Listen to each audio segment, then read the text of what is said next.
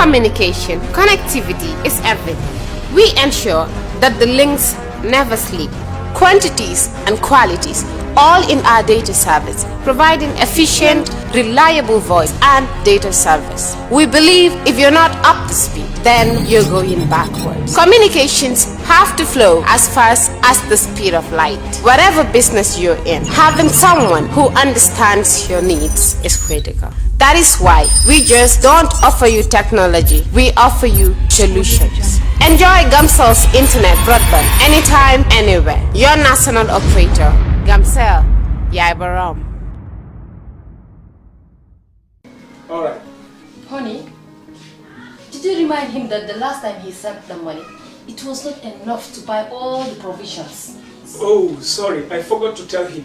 Are you guys talking about money transfer to buy provisions? Yes. But don't you know about Baluwo? Baluwo? What is Baluwo? Baluwo is a service that your son can use to send provisions directly to you guys from the shop.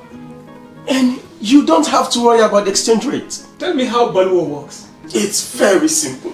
Just log on to baluwo.com and shop, or download the app on your phone. You can shop on the website or using the app to buy online basic products for your family and friends. With Baluwo, you decide what your money is spent on. Your money, your choice.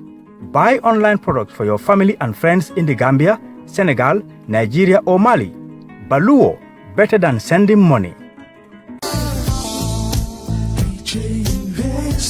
Are you thinking of owning your dream homes? EJ Investment is here for you. Secure our quality bungalows with 2, 3 or 4 bedrooms, or our story buildings 3 or 4 to 5 bedrooms at very affordable prices with flexible payment plans at our Sanyang Seaview Estate, where you can enjoy the cool breeze with modern infrastructure such as tar roads, covered drainage system, modern electrification with street lights, gated entrance with security posts, and social amenities such as gas station, shopping mall, medical clinic, park, schools, children daycare, and a lot more.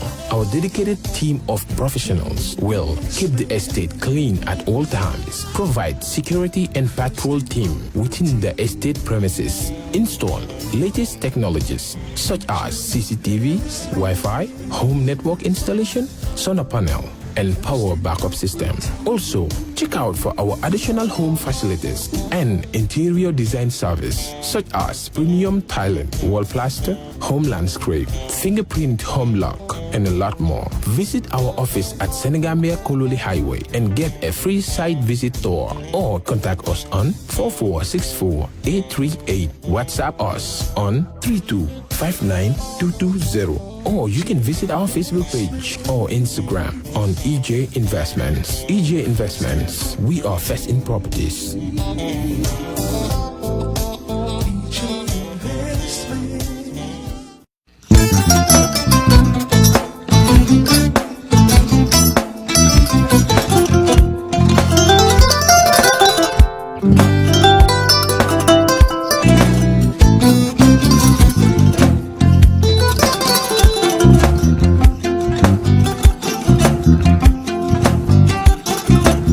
Agada.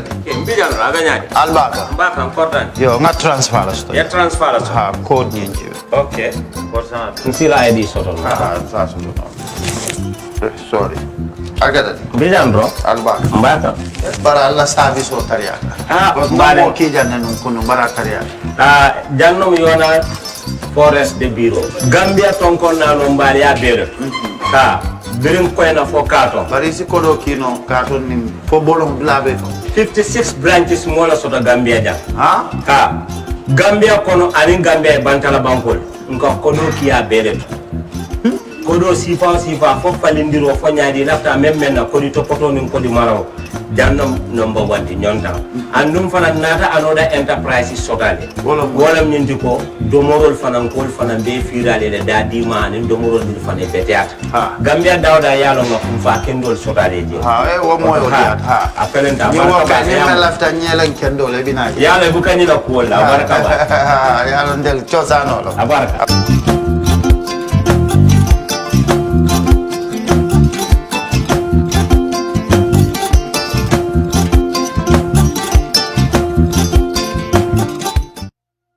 We live in a day and age where technology is creating a world without borders, filled with unlimited potential to improve the lives of the people around us. Innovarex Global Health ushers in a new way of leveling the playing field with increased access to quality healthcare services delivered at your doorstep. Our qualified professionals are equipped with state-of-the-art point-of-care testing technology to conduct tests such as kidney function, liver function, electrolyte tests, body composition, hemoglobin, A1C, and many more services with the highest efficiency in delivering results. The addition to our flagship Wellness on Wheels, more fondly known as WOW Delivery Service, arrest and interrogation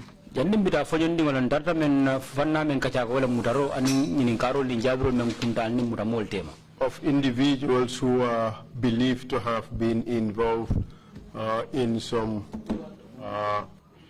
drug dealing activity in which the NIA was scammed of 15,000 euros. And molla me alon ka do le nyini ga wolla me alon ko imuta molla me alon ko jikobe je ko sobobe je ko iko droko e wala mutebul andum ye NIA fana ye ne ko do la be bida fo dollar euro be bida wiltam anin nunu and some members of the NDEA accused or alleged to have interrupted or interfered with an NIA operation. Andun droko do kula do beje me yalon ko inata na kanole kan ko inata ne dabula NIA la do ko to puruka droko nyin na ko nyin topoto. So those who are arrested were brought to the NIA for investigation. Andu ina menu mura na ko nyin gono inata ne inata NIA la sansan kono puru nyin karol ni jabiro ku ini woltema. And you have told us yenyim fonyele ko that amongst those arrested were Fernando Ko, Fernando Koti, Ansumana Fati, and someone else, and a Gambian called Lamindur. And you participated, or you have slapped and kicked some of them in order to subdue them. Do you recall that? I do. And it is correct with the exception of Ansumana Fati, was not arrested and brought on that particular day. He was arrested, I think, 48 hours later. And up to today as we speak, I have never seen or met Ansumana Fati.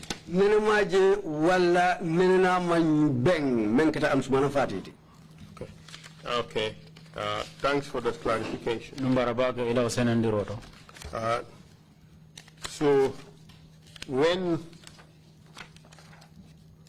before the break we were discussing the arrival of Babu Cham, who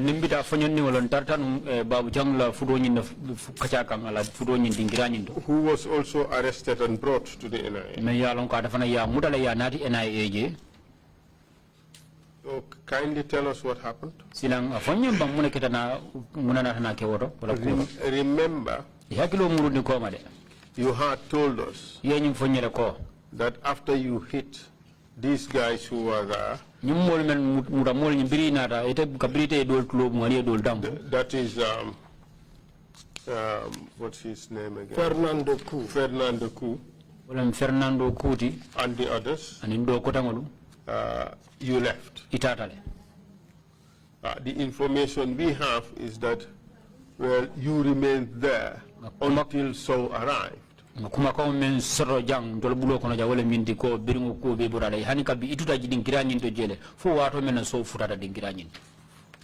What do you say to that? It is not correct.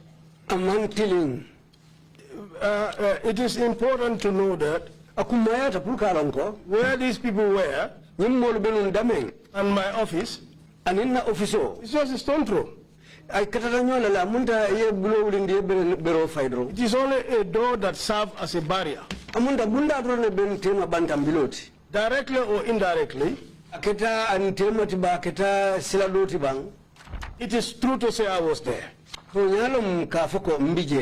Because that place is all within the premises of my office. So were you there when Fernando Ku and others were being beaten? Other than the slap and beating that I gave them, I did not witness any beating there in my presence because I left shortly and entered my office.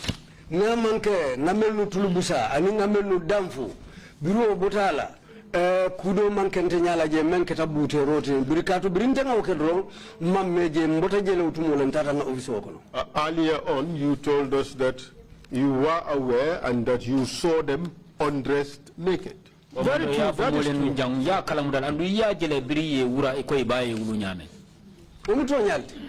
And in the process of them being undressed, they were also beaten.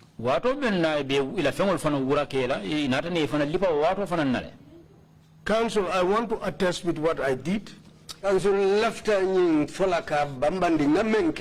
Is it this, are you just trying to uphold the NIA mantra that you don't incriminate your own colleagues?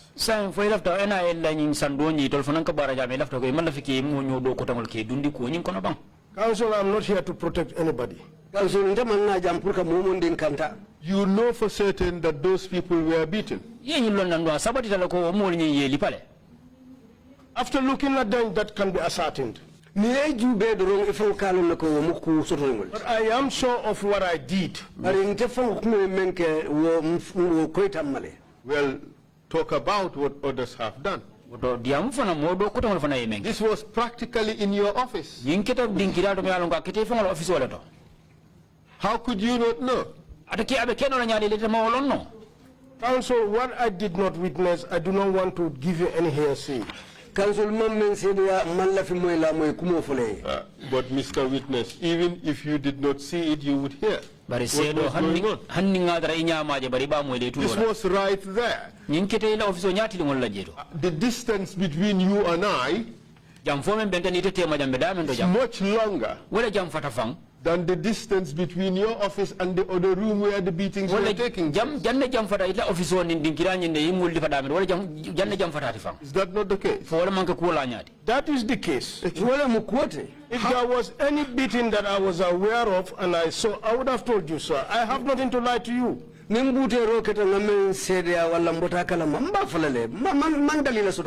a case of seeing no evil and hearing no evil. But evil did take place. You know it, they were tortured. By looking at them, I agree and I saw that, but I did not see it. But when you look at them, you know it happened.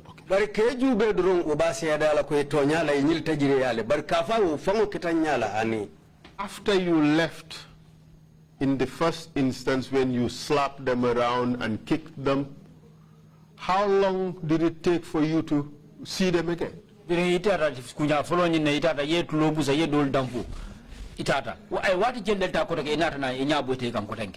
when I returned, I found them naked. I returned back to my office.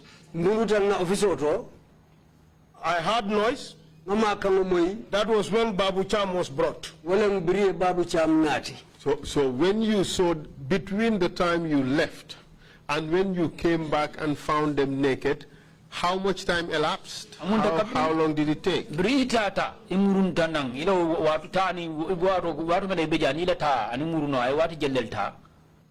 So I think some minutes. It would be between 10-15 minutes or even more, because I spent some time having debriefings with the men on the field. asikeno kabo minute tan kata minute tan lulu wala sisiawti do man nkatu wotumo ntata mbeddiya mo lanu nim modolu beddiya mo kam men yalon ko wollebe bantala do ko kekan. And where did you hold that debriefing? I was in my office and they were in the field. So you spoke to them on the phone? And the time you returned inside the room and found them naked, was it the time you realized that they were already tortured?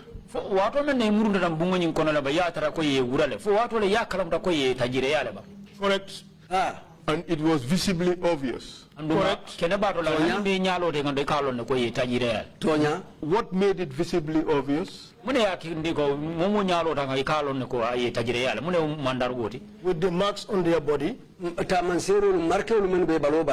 Were they just ordinary bruises, lacerations, or were they grave injuries? We have received evidence on this. These are bruises and lacerations.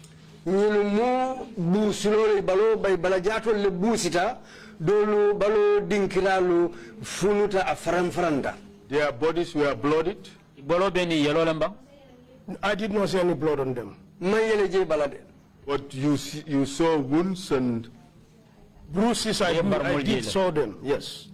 It was obvious they were tortured. Very true indeed.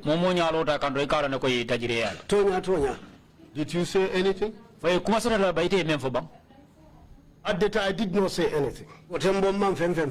Did you do anything about it? I did not do anything about it. You acquiesced. You acquiesced. You pretty much accepted the situation. I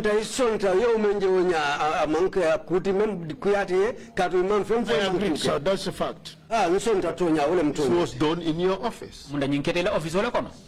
Within the premises of surrounding my office, not inside my office. Not inside your room, but in your office. You told us a little while ago that this was in your office. The room you sat and where the torture took place is even less than the distance between you and I. That is correct, but my office and that conference hall, there's a distance. It is in the conference hall and not inside my office.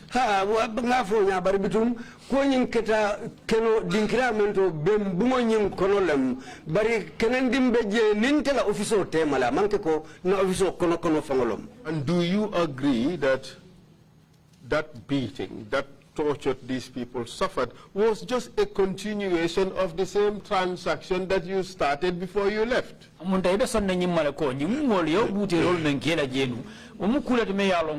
Slaps and kicks.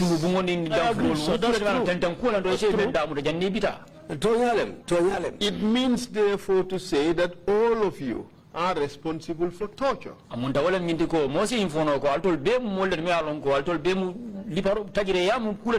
right, sir. And when this person, Babu Cham, was brought in, what happened? He was asked to undress. Why? I think that was to subdue him. Again, another demonstration of this modus operandi of the NIA.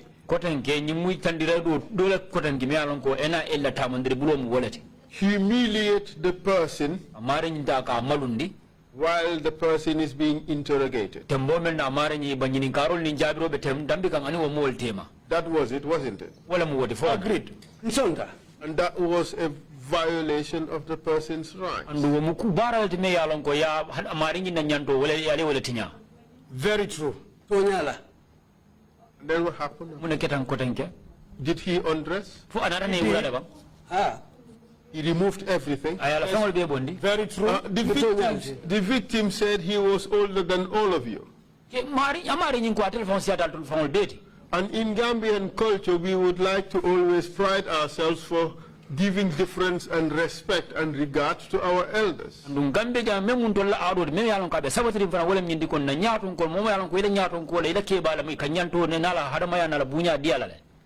He was not given that difference, was he?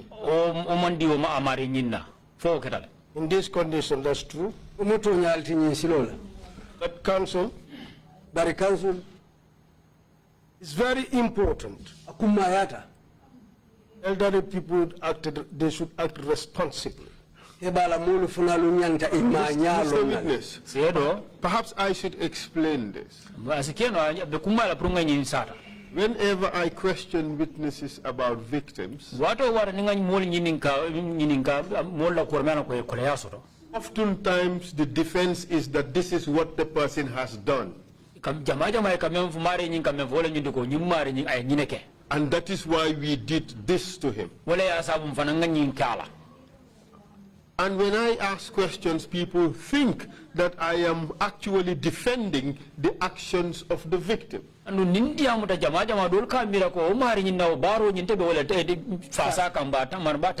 That is far from the case.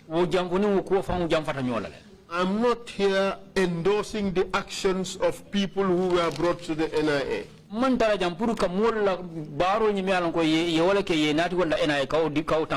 I am not endorsing the actions of rebels who attacked the Gambia.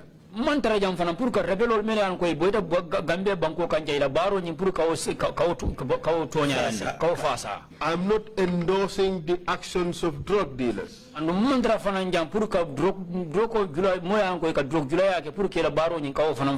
I am not defending the actions of coupists or people who want to overthrow the constitution.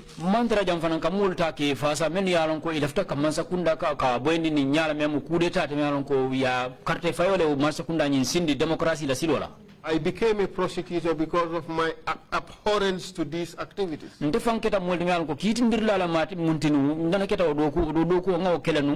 But our position here is that irrespective of whatever these so-called criminals or suspects of crimes have done, irrespective of what they have done,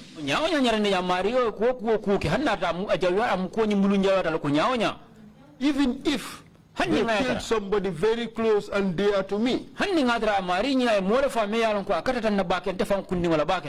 they still have rights under the laws of this country.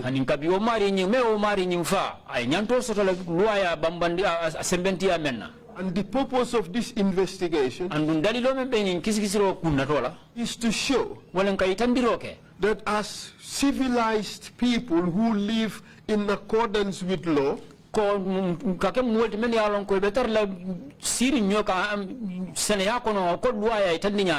there is certain behavior that is simply unacceptable.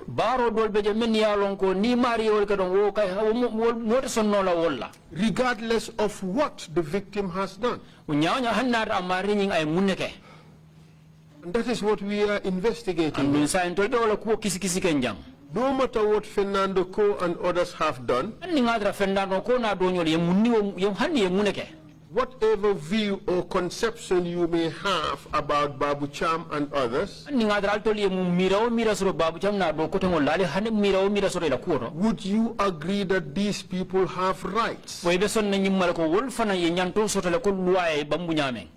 you agree with me? I do. And in fact, the law would say every person shall have A, B, C, and D right.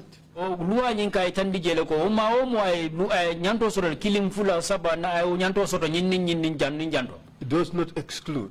And it is these principles that we are here defending. And it is these principles, the violations of these principles, that we are investigating.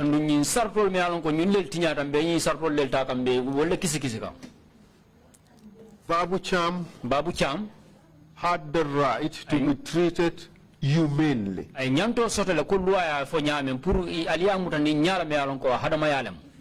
By stripping him naked right there in front of everybody else, you have degraded him, You have humiliated him. You have violated the law. No matter what he may have done. Do you agree? I do. Babu Cham suggests that when all these things happened, you are there. The current Director General of NIA was present. You told us that earlier the Deputy Director General was also present. Alaji Moore was also present. When he was stripped naked, were all these people present? Yourself included. The only area that I am not very sure about was the presence of the Deputy Director General. At what stage? Whether at this particular incident there he was there. Which particular incident? The first incident? This Babu Cham issue. Or the Babu Cham incident? Okay, we would leave it at that. You have questioned the presence of the Deputy Director General. Yes, though he was within the complex and premise of the NIA, but when I cannot fully remember as to whether he was standing there. But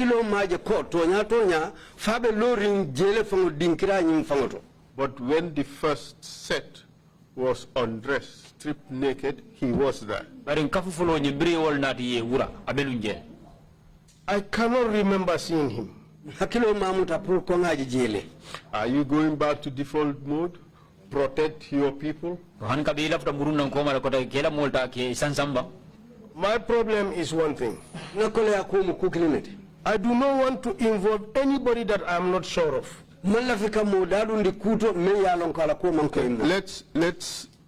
Let's go back to what you saw. When you inflicted pain and injury on these other guys, Fernando Co and Co, your Deputy Director General was seated.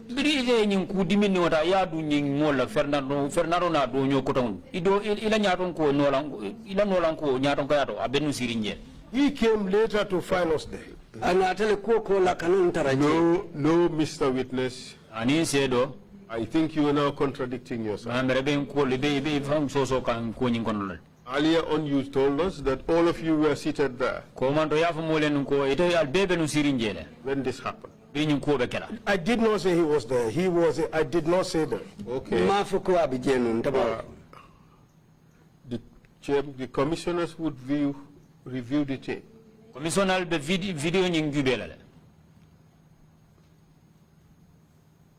That's what you said. He was seated there. No, he wasn't. I did not say he was seated there. Mr. Witness, I know what you said. You said he was there. I would not have just plucked it from the air. I cannot remember seeing him seated there. You remember seeing him present there? He came to the conference hall to find us, but he was not sitting there. Okay, when he came, he saw something. And he saw them naked. Did he do anything about it? Council, we did not do anything about it. And when we come back to it, don't water it down. The Deputy Director General was complicit to this torture and this act of humiliation of these suspects. Deputy Director General adabe nyin ko kono le nyin tajire ya ani nyin doya ro men kanyin molula. You agree? Taking cognizance of this situation, I agree. Give tacit approval. That Director or directly or indirectly correct. Well, we say tacit. Aketa nyawnyandi nyama nsonta. So we've established that stripping people naked and parading them before an investigation team was a modus operandi of the NIA at that time. Sapatindro kita nyinkula wala mide ko mol muta ke nati ke wura ke nati ke londi mol nyaado me yalan ko wo mol bela o mari nyola ko kisi kisi on o baral ti tamandri bulol me yalan ko wala NIA la tamandri buloti no wato la. You agree? Isonda.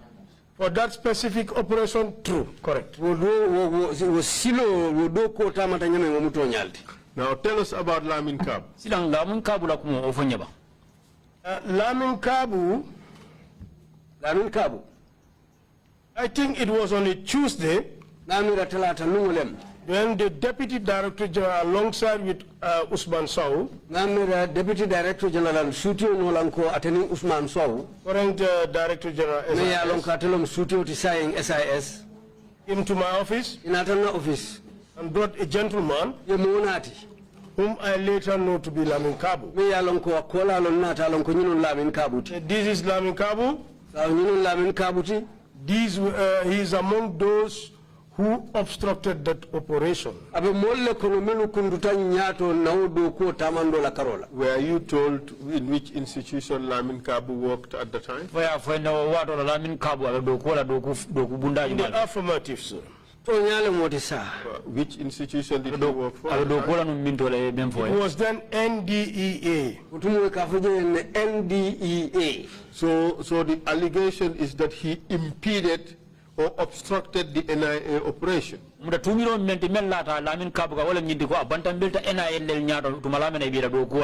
Very true. And what was the operation? The operation is about some alleged foreign nationals bringing drugs into the country.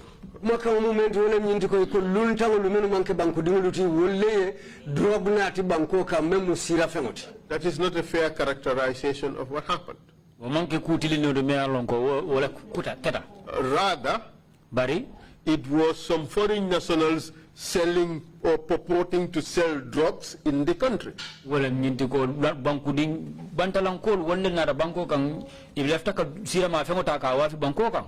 that the case? Probably. No, in fact, most likely. We did not know whether they in fact brought drugs into the country. All you knew at the time was that they were purporting to sell drugs at a particular instance. Was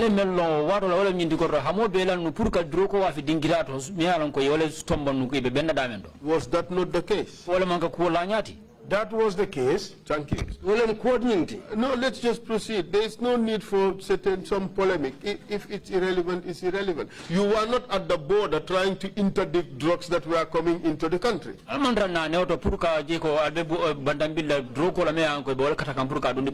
that the case? You were at Birkama, engaged in buying and selling drugs transactions with some foreign nationals.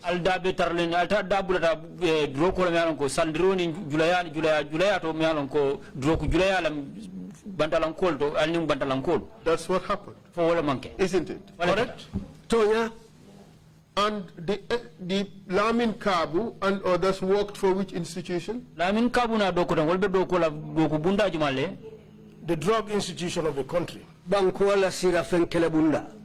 Wasn't it their responsibility to interdict a drug dealing transaction?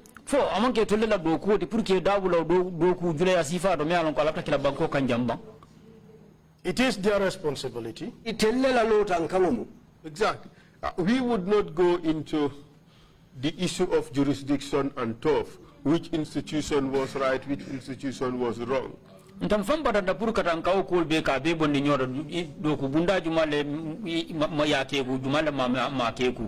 dealt with that extensively with your Director General. But would you agree that the institutions of state should respect their authority?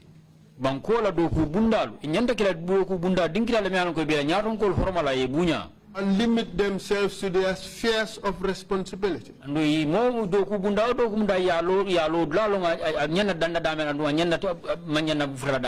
you agree with that? I wouldn't agree with that. Why? If a crime is committed in front of an officer who is not part of that institution that is responsible to contain that crime, or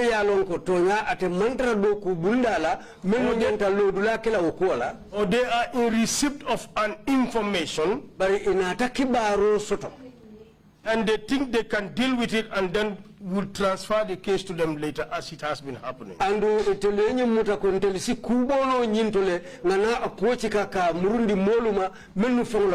Mr. Witness, you know that this is a self-serving statement. It's not born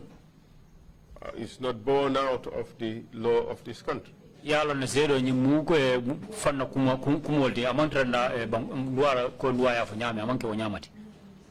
The NIA was an intelligence gathering institution.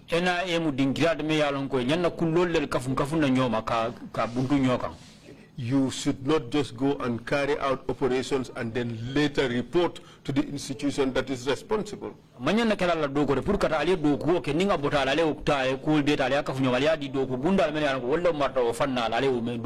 are not an enforcement agency. You are intelligence gathering agency. You gather the intelligence and you send it to the enforcement agency. That is the way it should work.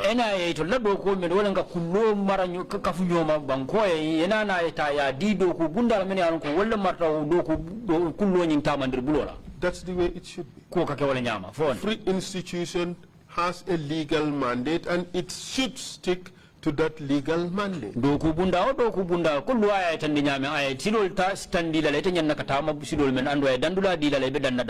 Overreaching would create problems and conflict. Do you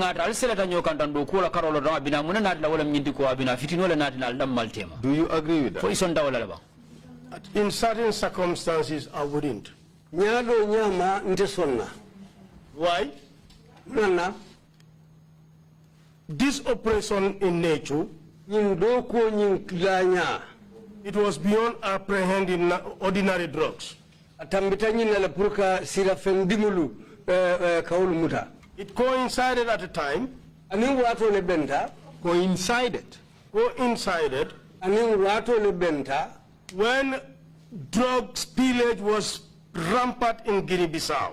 Biring watu drogu tamando aning ajulaya abis jurumarin ne Guinea-Bissau. And the world was calling Guinea-Bissau a narco state. According to the briefing given to me, that there are people from Guinea-Bissau,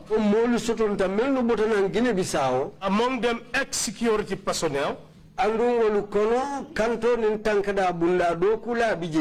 has brought drugs into the country. Well, that was a lie in the first place. But even if it was true, the moment you have gathered that intelligence, the matter ought to have been forwarded to the appropriate enforcement institution. Isn't that the reason why the NDEA is created? That is true, but in these circumstances, it is in the opposite.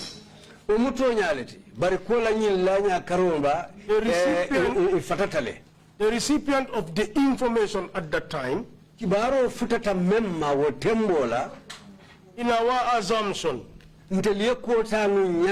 was based on trust. They feel they can operate and do this and hand over to them. Well, it was wrong. Patently wrong. The NIA was overreaching. The NIA was flexing its muscle injecting itself in things that did not concern them. NIL kita molder mi alon ko ila do ko ni kala na tambile kate dabula wandi do ku bunda do la do ko de kate dabula walton. And let's be honest, today you are Deputy Director General of NDEA. Director of Operations. Director of Operations, yes. I am sure you would not appreciate it if you are conducting an operations and you see the NIA coming and interjecting themselves. You would appreciate it. If I find them, they are the ones doing it, I will front back and listen and wait. I want to that would have been excuse me, that would have been a dereliction of duty. That would have been and you would have abandoned your responsibility. I wouldn't say it that way. If you see the entire security, perhaps maybe that is the reason why we are in this situation. Because if NIA officers, senior officers think like you, and they disregard the written law,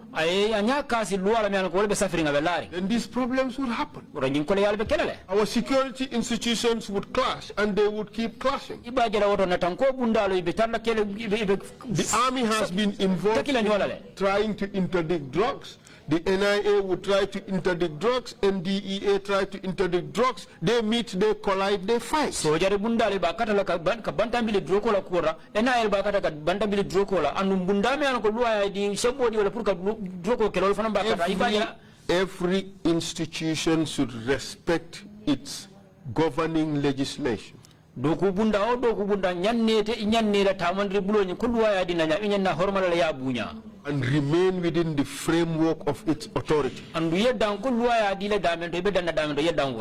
is what should happen in a democratic state. Is that not true? It is true, but I think let's leave it and we move on. The commission would be able to deal with this issue of a clash of authority between various institutions. They have enough on that, they'll be able to do it. If you have any other views that you want to say about this, write it and send it to the commission. Let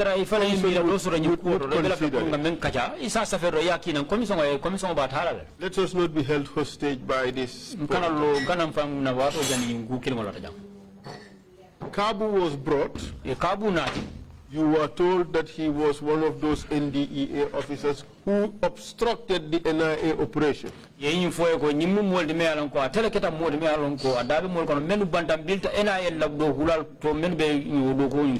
What happened after that? I welcomed him. Bismillah. I asked him to sit. When he sat, myself, the then Director External Security, currently Director General SIS, me along ko wolem Director to Nyaton ko to External Security, Satan Director. Ntani wala tata office okono. I said, Mr. Kabu, Mr. Kabu, you are brought here for interrupting an operation.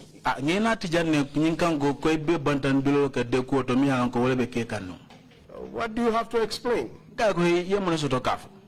From the interrogation connected, but Mr. Witness, let's look at the fairness of this. He is the drug enforcement officer. He was going on an operation that he is statutorily entitled to do. He didn't know that you were going to be there. He could equally say you impeded his operation. I quite agree with you. But what was revealed in the investigation, that they were arranged and organized. But isn't that a coincidence? Isn't that a coincidence? When you went there, you had no inkling that NDEA officers would be there.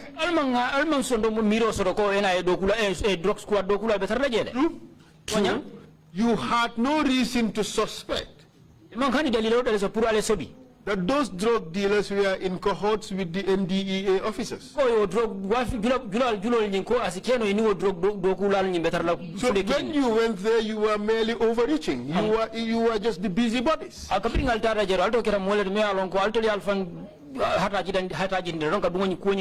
You had no business being there. Your role should have been, oh, this is intelligence, let's transmit it to the responsible institution, let it do its work. That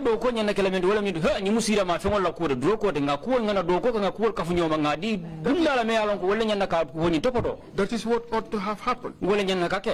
So by bringing Kabu and subjecting him to your jurisdiction, you are in fact putting yourselves over the NDEA. Kabu na dika nata la doku bunda nyindo odron ya itandile ko albe kabu nyi albe fula ke kala me alon ko ali ala doku nyi al tambita kabu la doku fa wala busa bulu.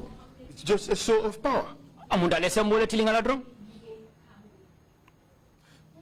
Council, I would suggest you allow me to explain. Council, mbafole priyam mbato ngafo.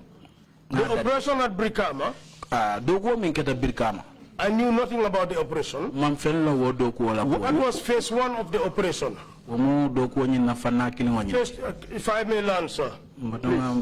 Phase 2 of the operation, when I was called to create a reinforcement. The debriefing given to me was that that operation in question, there were drug officers that were complacent in it. That were aiding those drug dealers. That was the briefing given to me. Sir, if I may continue. Let me ask a question. At that stage, did NIA debrief or did they inform the directorate, the NDEA? For what will the NIA? For a bundame marlin droko kelanyala ila nyaton go for a kalamutandila bang? That is not to my knowledge. What they told me, that there's a huge consignment, but that also is not true. Because you were told that it was a transaction of 1 kilo of cocaine for which the NIA purported to be buyers, paid 15,000 euros and the sellers made away with it. It was in fact not a genuine drug sale. It was a 419 scam wherein you were giving some substance which is passed off to be drugs. That is the case, Council. I am suggesting that if you listen, I will make this point very clear to you. What was revealed, these drug dealers, having knowledge that what they are selling is bad, they will always arrange a drug officer to ensure that that operation is distorted. I will suggest you allow me to ask my question. The NIA can't have it both ways. They cannot say that a huge quantity of drugs is what these people are selling, and they turn around and say it's a case of 419 where they pass off a small quantity of substance which they pass off as drugs. They cannot have it both ways. It must have been one thing or the other. Council, this information, what I gathered, was from a source to their agency. Who gave the agency this information? That there are drugs in the country, in the hands of Guinea-Bissau nationals. That was the initial investigation. My counsel.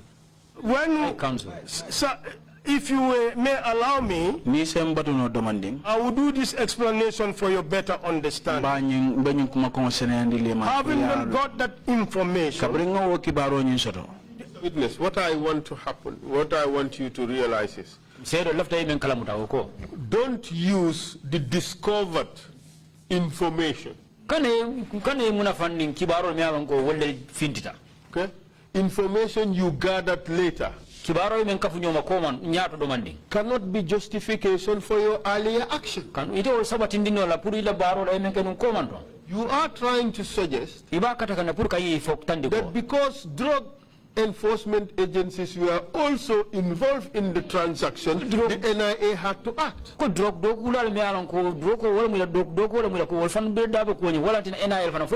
So I am telling you that that is discovered information.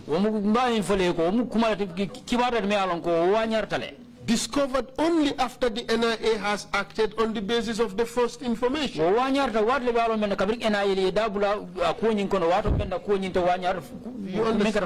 That was not what I was briefed. We were told, I was told, when the operation was being handed over to me, that they went into the theater. Drug officers were complicit in the entire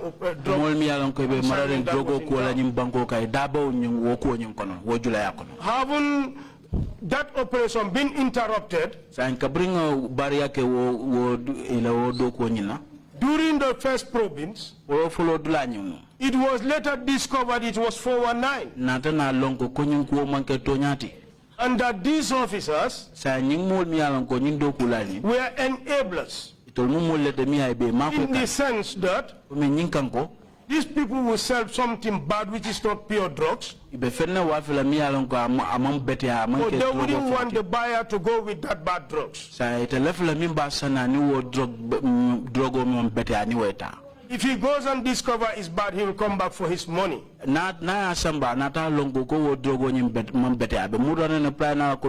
So these officers will be arranged. They will be given the time and place where this operation or transaction will take place. And then they will apprehend the buyer. They will always wait until when money has exchanged hands, and they will jump at the buyer, get the drugs, get the buyer. So if I may land, I want the understanding of the commission. We understand this. We have received extensive evidence on this. So let me complete this. When that happens, you as a culprit being caught with the drugs, the seller would have been given chance to escape. So this was exactly what happened in this operation. And they would receive commission. Exactly. That is the allegation. So in a sense, and that was true, sir. In a sense, you were saying these were rotten drug enforcement officers. Very correct and very, very rotten, sir. And they were doing scam operations with drug dealers. To further justify that, sir, correct. But the position is that when the NIA decided to go to Birkama, they knew no such thing. The only thing they knew was there's a huge quantity of drugs brought in by some Guinea-Bissau Guineans. That is correct. According to them, sir. Just a moment. That should have necessitated the drug enforcement agency being informed. At worst, there should have been a joint operation between the two institutions. The NIA had no business taking it upon itself to go into that operation by itself alone. NIL mang haji o haji soto puru kata ka udo ko nyin tamandi dam malu. I know you disagree with that. Ngalo ne balanta wala.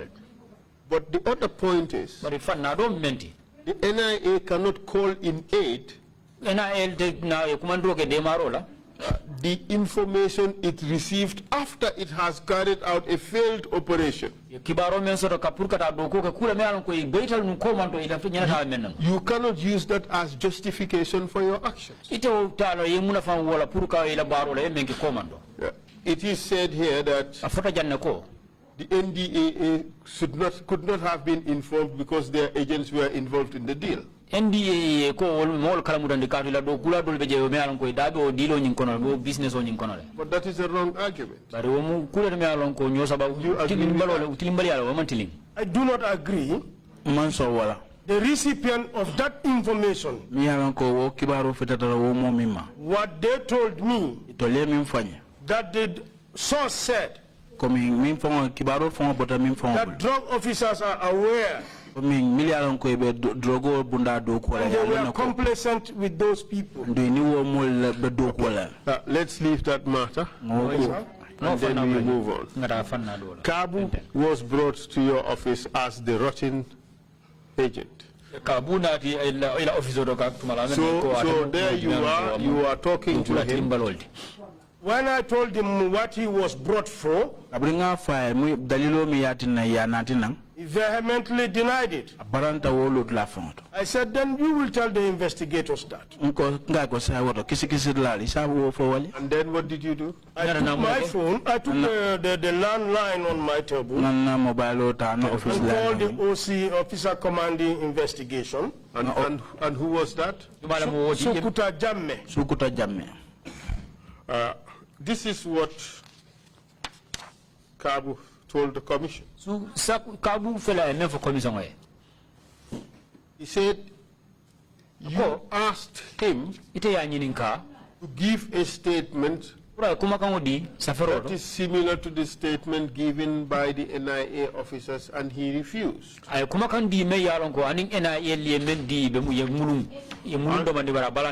And then he proceeded to say, after he asked me to do that, which they wanted and I refused, to lie against those that I did not know, he picked up his phone. And I heard him say in Wolof to somebody, Alaji Moore. And he said, the kid is not cooperating. After he said that, some minutes later, Alaji Moore came in. Is he lying? Very, very, it is not true. Alaji Moore was not my officer commanding investigation. Alaji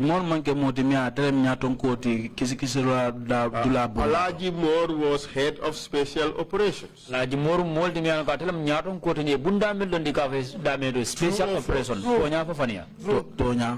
Alaji Moore was involved in this whole investigation.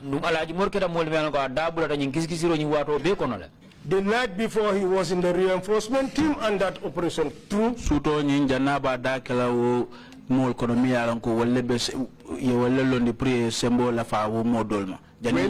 you were slapping Fernando Ko and giving them that karate kick, Alaji Moore was there.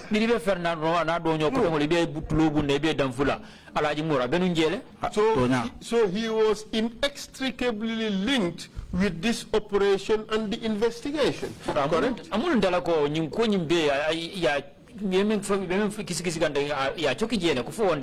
Council, can we make a point clear here? Kabu was brought 48 hours after the entire operation. Sanity has been achieved. Sanity has been achieved. Maybe you would explain that later. Protocols will be has to be observed.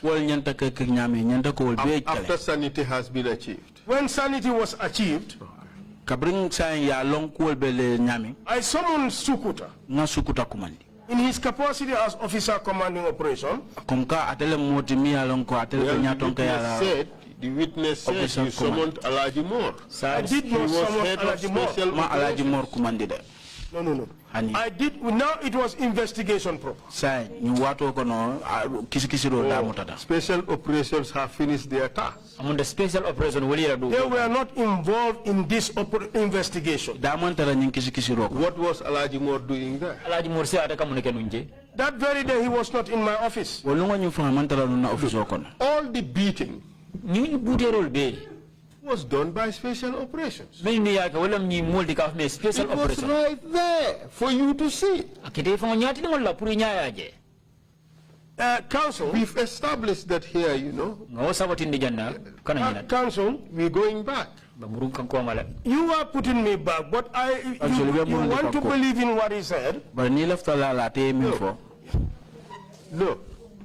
I want the facts to come out. And I want you to be as truthful as possible. We've established here that during this interrogation of these people, Alaji Moore was there. Wasn't it, in fact, Alaji Moore and his men who stripped these people naked? Council, we are going back to what has answered the question. It was not only the special operation people that were there. I knew there was a team that went to Brikama that brought these people those people are not in the special operation. You said it was not only special operations who were there. That's what you said.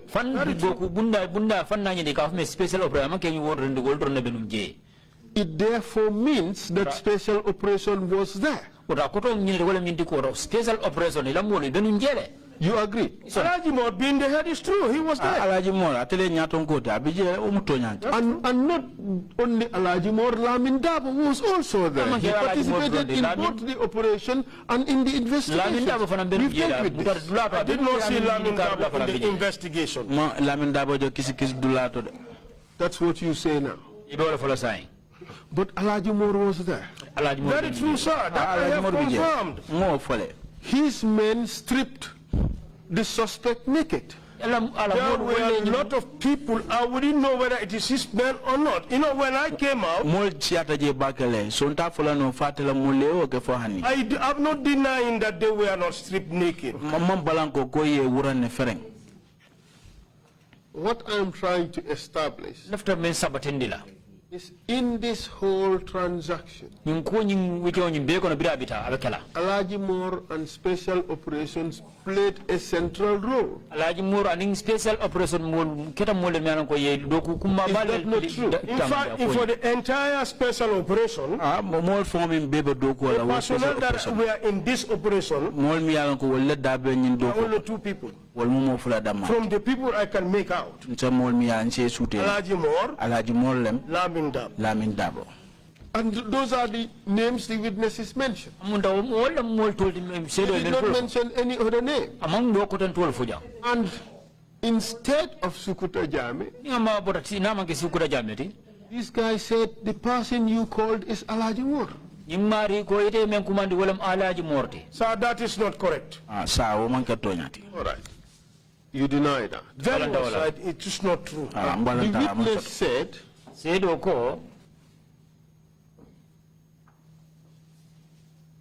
you were insisting that he writes a false statement in which he would corroborate what the NIA officers said in their statements. You deny that. It's a fabrication, total lies.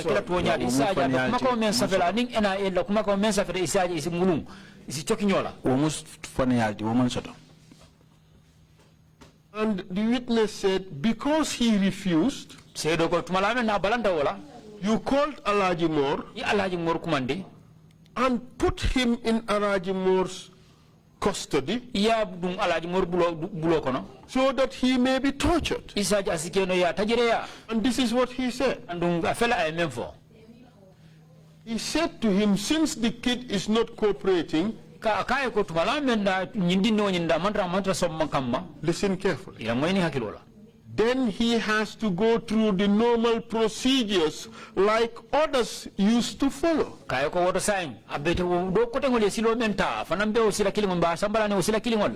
Which he understood to mean that he should be tortured.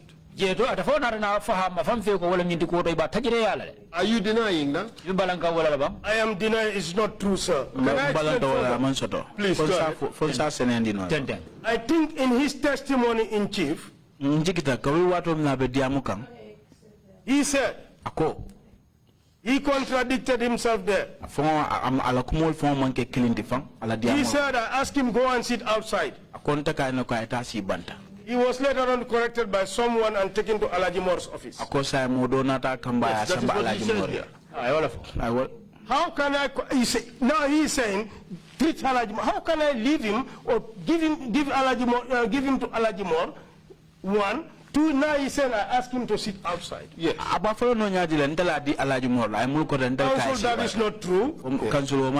I handed him over to Sukuta Drammeh as the officer commanding investigation to investigate him and to further take statements from him. Okay, we have heard your version. The commission would look at them and make a decision as to which version is correct. What happened after that? To further buttress on this, Sukuta testified in my case. Acknowledging that I handed him over, I handed Kabu over to him. Having handed Kabu to him, few hours later, my deputy at the time, Louis Gomez, entered my office and then said, sir, you are sitting here. Kabu has escaped. He ran away. I jolted. I said, what? I summoned Sukuta to my office. I said, Sukuta, what happened? He said, Lami Mane collected Kabu. Wherever he took him, I did not know. I said,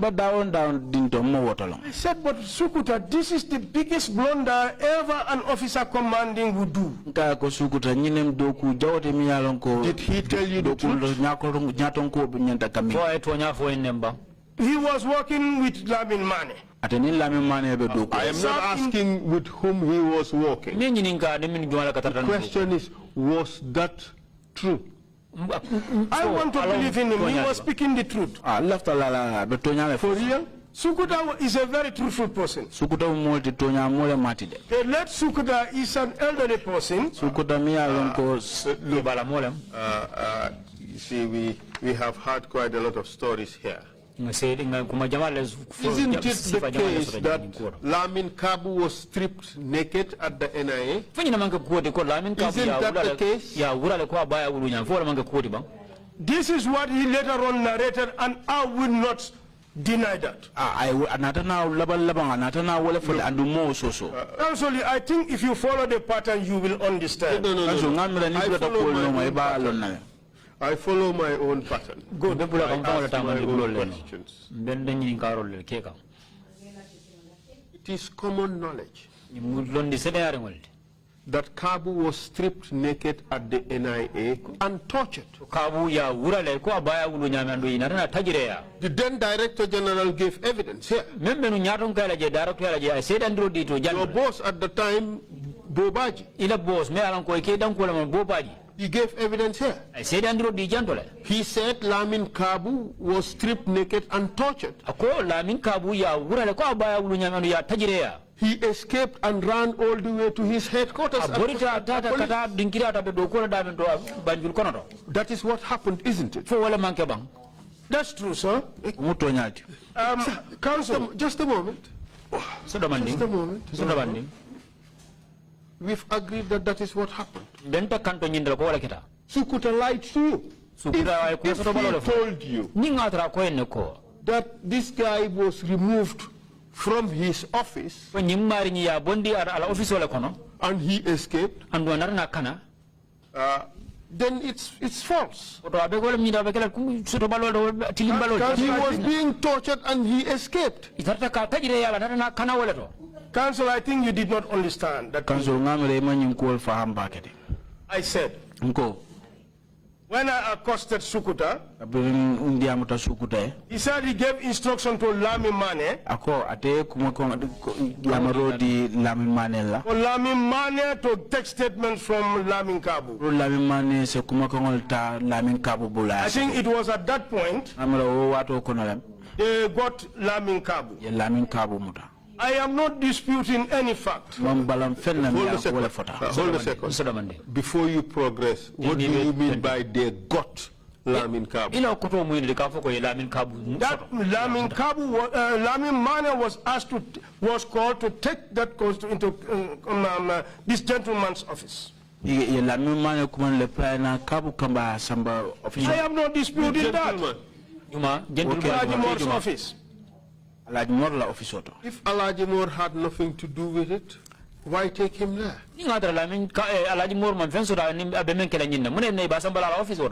So I am not saying it has nothing to do, but I did not give that instruction. You said a little while ago that Alajimor was not involved. It was Sukuta Drammeh investigations. I said I did not hand him over to Alajimor. I he wasn't involved. You see, I handed him over to Sukuta Drammeh, not Alajimor. Yes, sir. There is something this witness said, yes, which is quite striking. Now I read it again. This kid is not cooperating. He has to go through the usual procedure. He said that is what you said. What was the procedure? Strip the person naked and beat the confession out of them. That was the procedure. Isn't it? I did not ever tell him that, sir. Let's put that aside for now. I did not tell him. Let's put that aside for now. What the procedure was, strip the person naked and beat the confession out of the person. That was the procedure. You have agreed with instance. Not at this instance. But you said this dossier, this investigation, that is what happened to Kabu's colleagues. That was the procedure for this particular occasion. That's what you said. And if I recall your words correctly, in this instance, that is what you said. What I am trying to put across to you, if you go by my statement, I said when sanity was achieved, that was after Mr. Witness, yes, sir. You are trying to separate this, compartmentalize it. I am, and that was the. But this is one transaction. It is one dossier and the same set of people. I will not dispute anything, but I did not give any instruction. Let's put instructions aside for now. I never hand him over to Alajimor. Let's put that aside for now. Yes, the procedure was strip these people naked, sit them on the floor, and beat the confession out of them. That was the procedure. Not for this gentleman. Okay, for Kabu's friends, that was the procedure. That's what we did. That was the procedure. That's what we did. But Kabu was not there when you did it to the others. Correct? Remember one thing. Answer the question. Very true, sir. Okay, fine. Since Kabu was not there, how on earth would he know that this was the procedure? How could he have fabricated this? That this is what you said, that he had to go through the same procedure. My counsel. Kabu is a big liar. Well, just answer. What is certain is that he went through the same procedure. Correct. He was stripped naked. Stripped naked. And his assertion. Are you now taking it back? See, sir, I want you to understand. Listen, it is a notorious fact. Undisputable. That Kabu is a big man, married with kids. He ran naked from Marina Parade all the way to Bokul Street.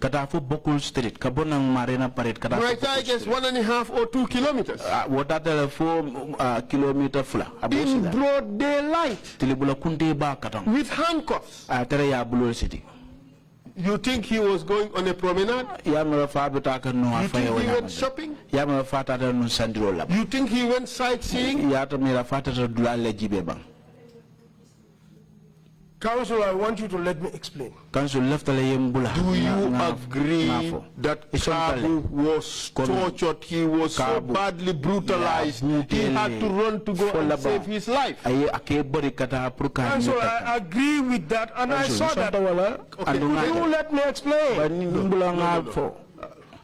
Look, all I wanted is for you to confirm that again. So now let's move on. What happened to Kabu is what happened to the others before him. He suffered the same fate, correct? Correct? Very true. He suffered the same procedure. Correct? Are you suggesting that Kabu invented this? It would take him to have 6 cents. On that note, I want you to believe one thing. That I did hand him over to Sukuta. That is where a blunder occurred. So let me learn something. No, not to church, to text statement. In fact, Sukuta came to my office to receive him. What were you doing with Kabu? In what sense, son? When you brought him to your office, he was brought to my office.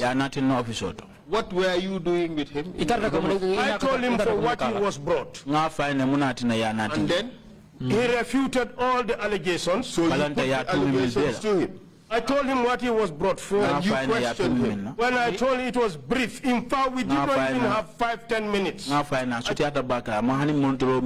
summoned Sukuda into my office.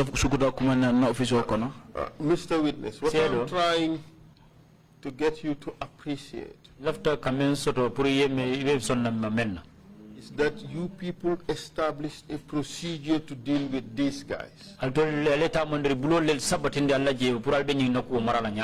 the procedure was beat the confession out of them.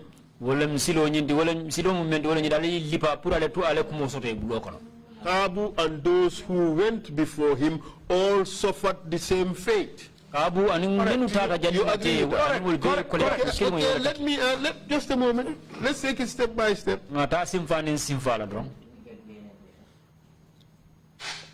This was your arrangement. This was your working method. On this occasion, ostensibly endorsed by your Deputy Director General. True or false? Directly or indirectly correct. And this is why, when that happened, nobody was prosecuted. When that happened, I'm not saying 5, 6 months, 10 months, 2 years later, when some falling out happened. When that event happened, nobody was prosecuted. You agree? Nobody was investigated. Correct? Very correct. Nobody was formally reprimanded. True? With the exception of Sukuta, I reprimanded him. You spoke to him. I even put him on a charge and I cautioned him. Put him on a charge. That's it, that's what I did. You go to the NIA and produce the document. The chair I would ask the chair to give authority for the NIA to open the files for you, so you check it. And you bring the document. I want to make a point very clear here. I am not certain whether that in if I may learn, sir. There are some interesting facts I want you to know. When I was dismissed from the NIA, I did my handing over and taking over. With the exception of my clothes and my personal belongings, I did not leave with any document. So let me learn, sir. It will be interesting to note to you that my own personal file, from PMO's days to the time I was enrolled there, what disappeared. Are you suggesting that the document may not be there? If my own file, you know how I came to know? Bobaji came to me. There was something we were discussing, and I said, could you check my case, my file? I think you will find those certificates. He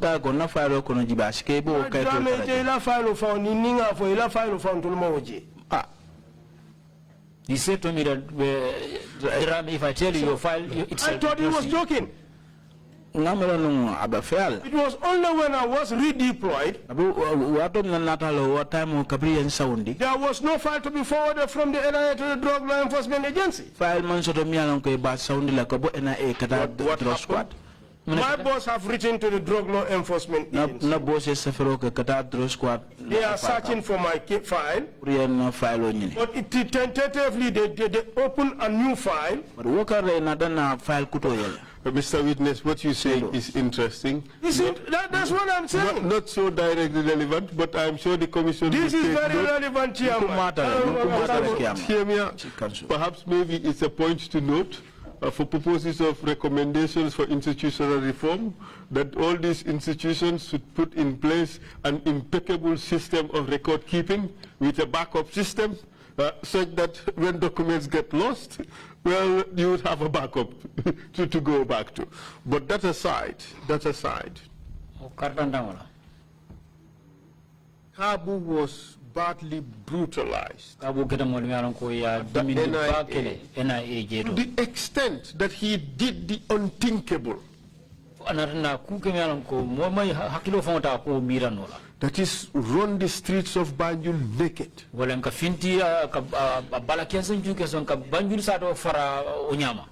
That is what happened. Very true. And nothing came out of it. In fact,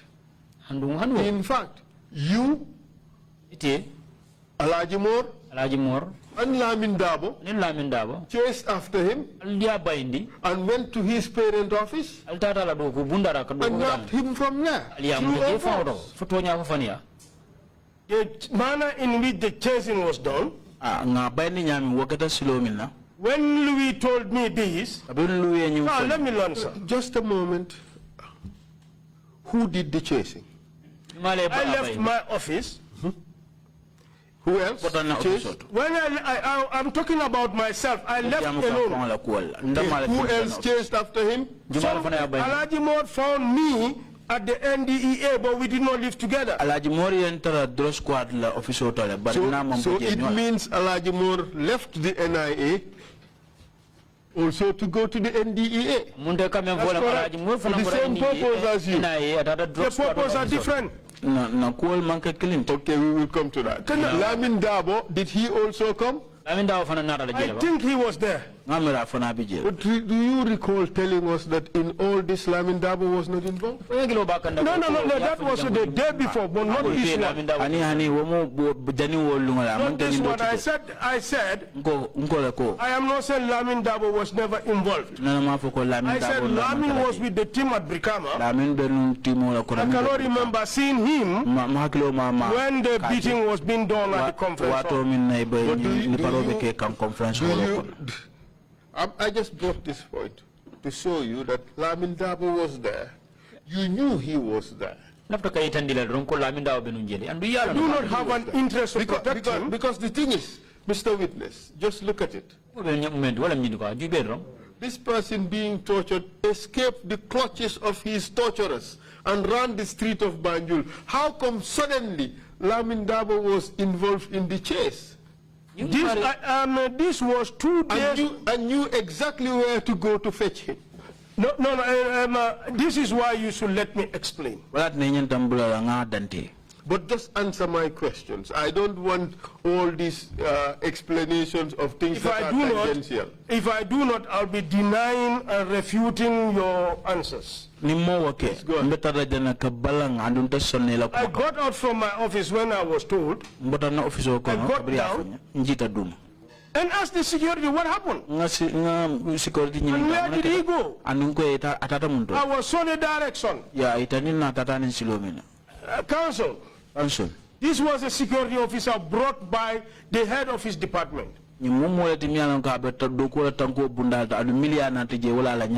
the security that surrounds him, I was very much concerned. That prompted me, I had to leave my office. And then I was told at Tambita I was told he went this way and that way. How were you able to get that information? When I get out, you can see the people talking and the way we were going. And it's like asking who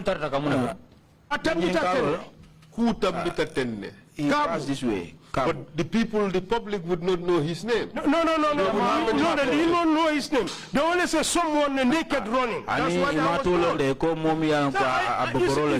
If you are patient with me and you listen, you will get the narrative. I don't want a very long explanation of things you just want to say but are not necessarily very helpful, especially self-serving stuff. Sir, they are helpful to me. And I think it will help this commission and the Gambian people to understand.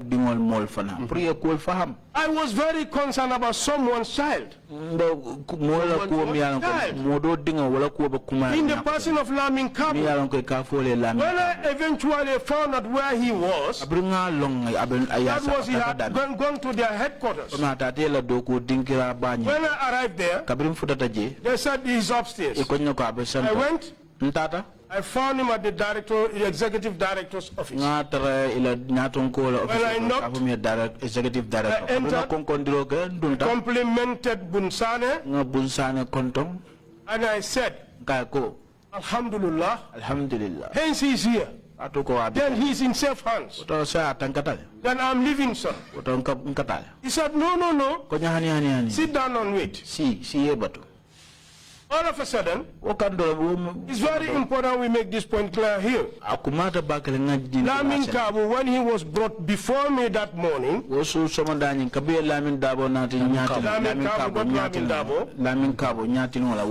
clothes he was putting on is quite different from the clothes that I found him whilst I arrived at their headquarters.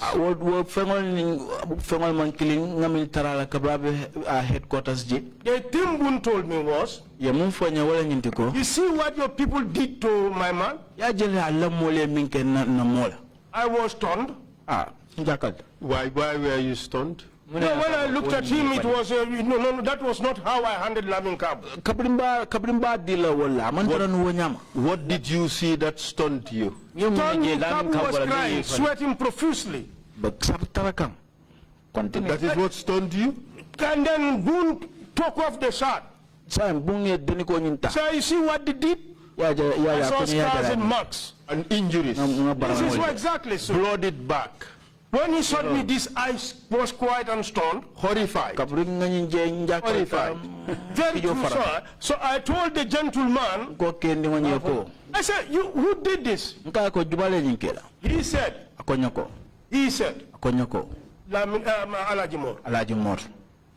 Just then Alajimor enter. Strange coincidence, is it? Well, you see, it will be a coincidence for the fact that also I want you to believe that I hand him over to Sukuta and not Alajimor. Taking cognizance of the fact that I'm a security officer, that is what worries me to follow through. Continue a bit, witness. When Alajimor entered, yes, sir. Just continue from that point. You stop. He went straight in order to get Kabu. That situation provoked a very serious scenario. Everybody was vexed and annoyed. That even warranted one of the commissioners, in the person of Lamin Sise, got up and almost wanted to fight with Alajimor. Bun got up. Said, Sise, you cannot fight for me. I will fight for myself. I had to forcefully ask Job out and push him out of that office. Interestingly, Bun is still alive. Sembe Usman Sane is still alive. Lamin Sise is alive. I cannot remember the other people because I was not acquainted to them that much. The other guy that was there is of late. William SSR. That is SSR. But these three people, these other remaining people are still alive. Can attest to what Kabu told them. Who did that to him? Sir, let me learn, please. Good for the commissioner and the people. And the thing is, we have to ask questions. Go ahead, sir. Your description of what happened in the office is different from what Kabu said. Listen to what he said. He said when he went to Bunsane's office, after the debriefing of what happened to him, somebody called Ibusane, a CID officer, came in to remove the handcuffs. As he was succeeding to loosen the handcuffs a bit,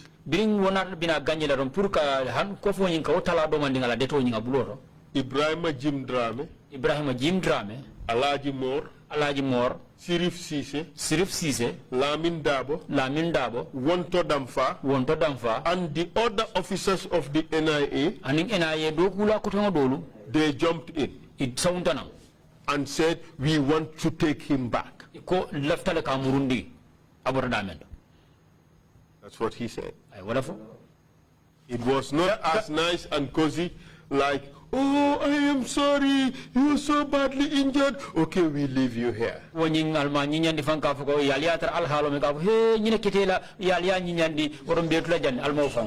was not like that, was it? That was his version.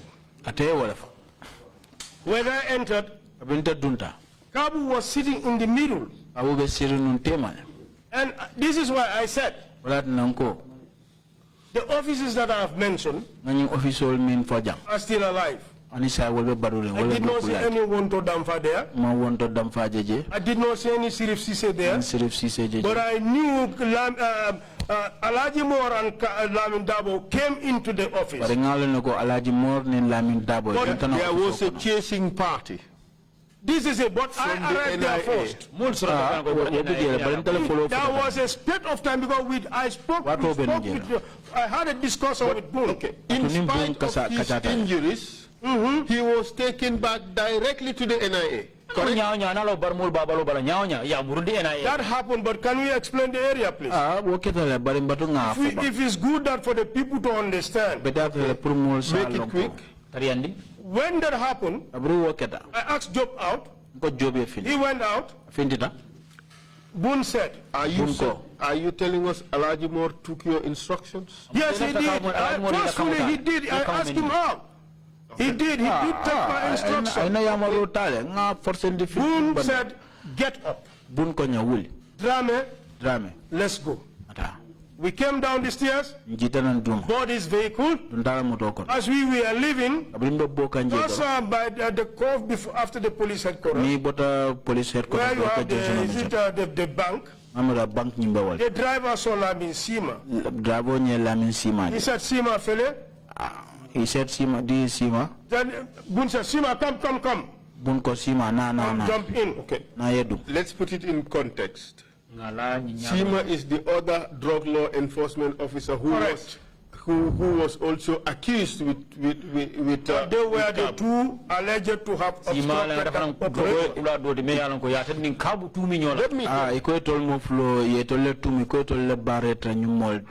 At this stage, you said you were worried for somebody's son.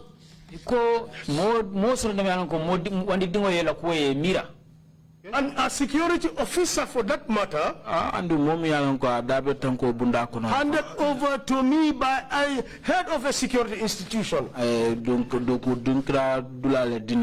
And in addition to that, you said you were horrified with what you saw.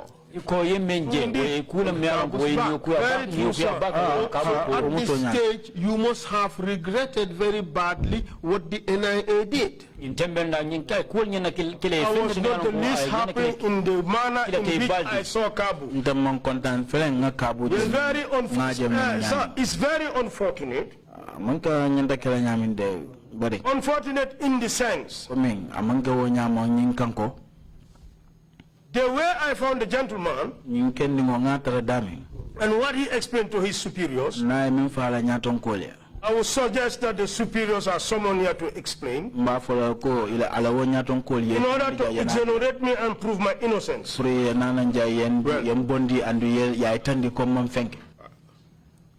commission would determine whether that will be necessary. But in this case, all of you went back to the NIA. When you are cooking and you didn't put salt there, this is very important. I am trying to prove my innocence. Be rest assured that we would treat you fairly, very fairly, like we would treat every witness.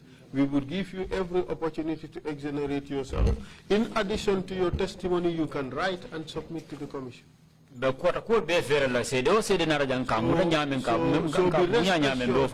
rest assured that you will be treated fairly. But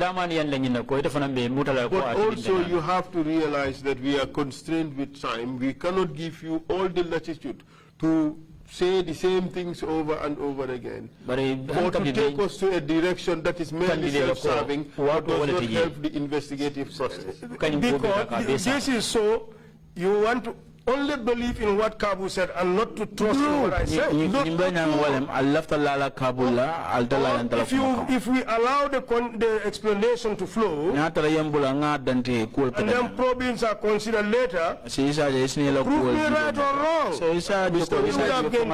We would never finish if I do that. And the fact that I ask difficult questions does not necessarily mean that I believe in one thing or another. What I believe, I keep to myself. And I don't make the decisions. The commissioners make the decisions. All I do is ask searching and probing questions. We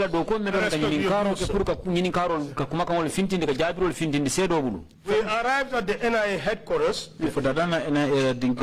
At this stage, you must, if what you said is what was in you, and I repeat your words, somebody's son, a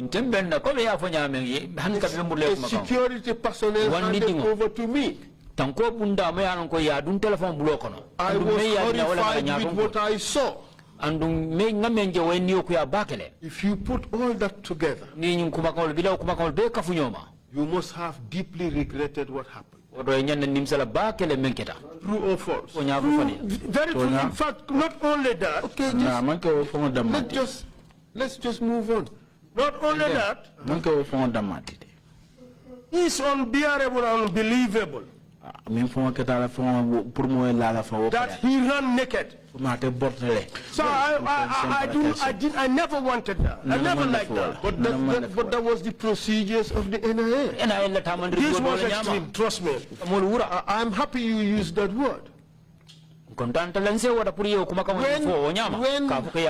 When you reach at the NIA, Bunsani went to speak to the Director General of the NIA. And he complained about how his staff, his agent was treated. I don't know what he told them in there because I wasn't in the office. We were told you, Bobaji testified here. He said he was shocked and horrified. But of course you would expect that this is where it would end. Don't you think that the beatings would stop at that time?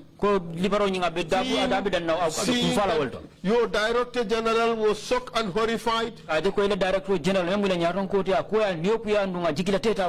You too were shocked and horrified about what happened. Shouldn't the beatings have stopped there and then? After that, I did not hear of any. Answer the question. It should stop. Exactly. But Sima said he was tortured and beaten. I am not aware. He said you were there present when he was being tortured and beaten. It's lies. Council. I want to be as truthful as possible. And as self-protective as possible. What I did, I would say, and what I didn't do, I would say. Not to my knowledge. Sima, from the moment we left the reception of the Director General, and Sukuta was summoned to come and collect them, I did not set eye on Sima. And again, until when we were taken to court. They have been brought now to the office of the Director General. He is so shocked and horrified. You were so shocked and horrified. What was the next step? That was done. Was for the investigation to continue. And then? It was on that note, whatever that was discussed in the office of the Director General, I was not privy to it. So Sukuta came and collected these people for the continuation of the investigation. And that was the primary occupation of the NIA. Continue the investigation, wasn't it? Very true. How about hospital for this guy? You were so horrified at what you saw. Was he taken to hospital? That instruction were given to the officer commanding. It is incumbent of any detainee. No, we know that's a right. We know there's a right to it. And that's why you're being asked the question. Was he taken to the hospital?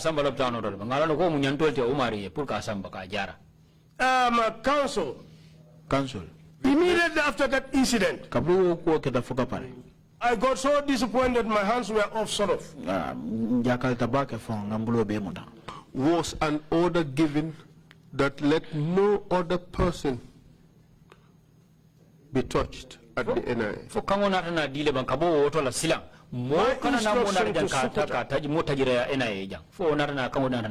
Do a very clean job. Well, the NIA talks about the clean job. Who knows what they mean? We have heard about VIP treatment, and apparently it means being brutalized and being soaked in cold water and ice. That's VIP treatment. We've heard about 5-star hotels. That was Jammeh's hotel, not my hotel. So when the NIA speaks in such terms, we are terrified at what they may mean. See, Council, I want to be fair with you here. Witness, before you just do that, answer one question he's asked. That's very important. You said instruction was given for Kabu to be taken to the hospital. That's true, that's correct. What happened? You didn't see, you just stopped there. The instruction was given? Exactly. Was he taken to the hospital? I will be very fair to this panel. After that, I did not make a follow-up. I think that was a flaw on my side. I was so the trauma was there until when I was told these people are going to court. From that, Council, just a moment, from the day when we dispersed at the reception of the Director General, I did not see any of these two people until these case files were sent to the Aegis Chamber. I have never set eyes on them again. Until about months, very close to a year later, we met at the court. So as far as you know, Kabu was left to languish in NIA. I did not make a follow-up, sir. Council, continue. I did not make a follow-up. So Kabu and Co were ultimately prosecuted. And the case collapsed. Can I explain? Quickly. Yes, please. After 1 or 2 appearances, bail were granted. Fernando Ku, Ansumana Fati, Karamo Drammeh, Victor Obi, I think they all fled the jurisdiction of the Gambia.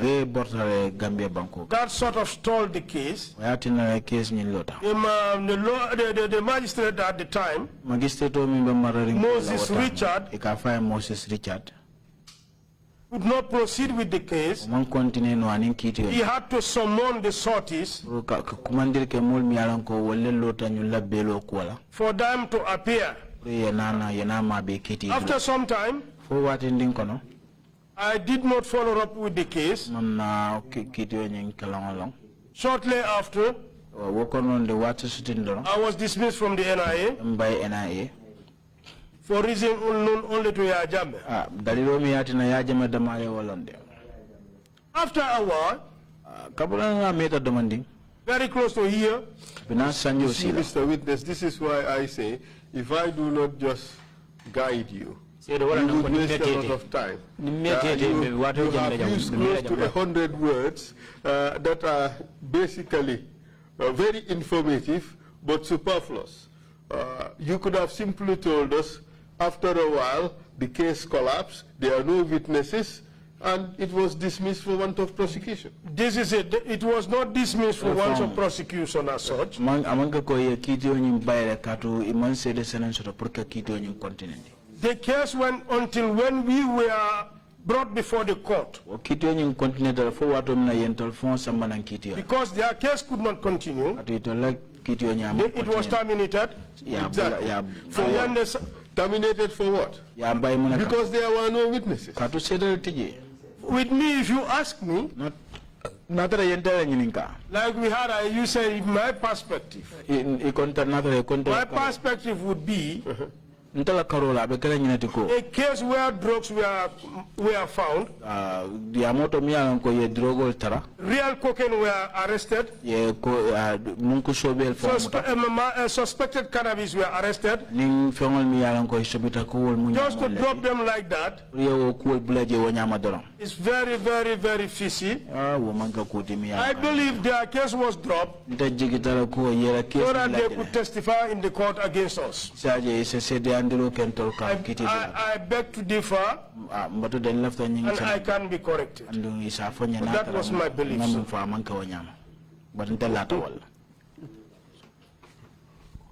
God.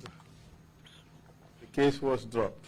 Very true. While we were already going to court. And you are now charged for conspiracy. And you were acquitted and discharged. For 2 years we were going to court. So you were acquitted and discharged for torture of these people. I was acquitted and discharged for torture. They were equally acquitted and discharged. So it means all of you were acquitted and discharged.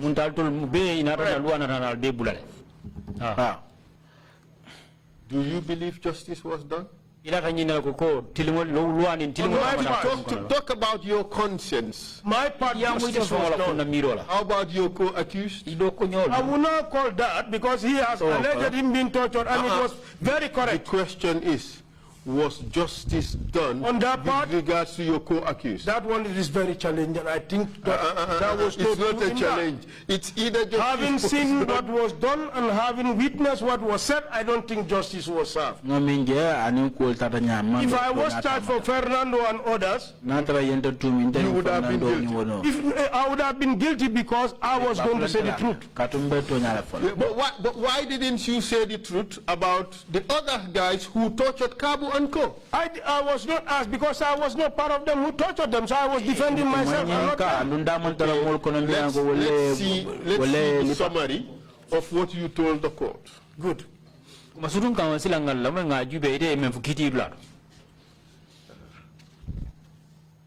second. Sorry. Oh, you are second accused. Ebrima Drammeh.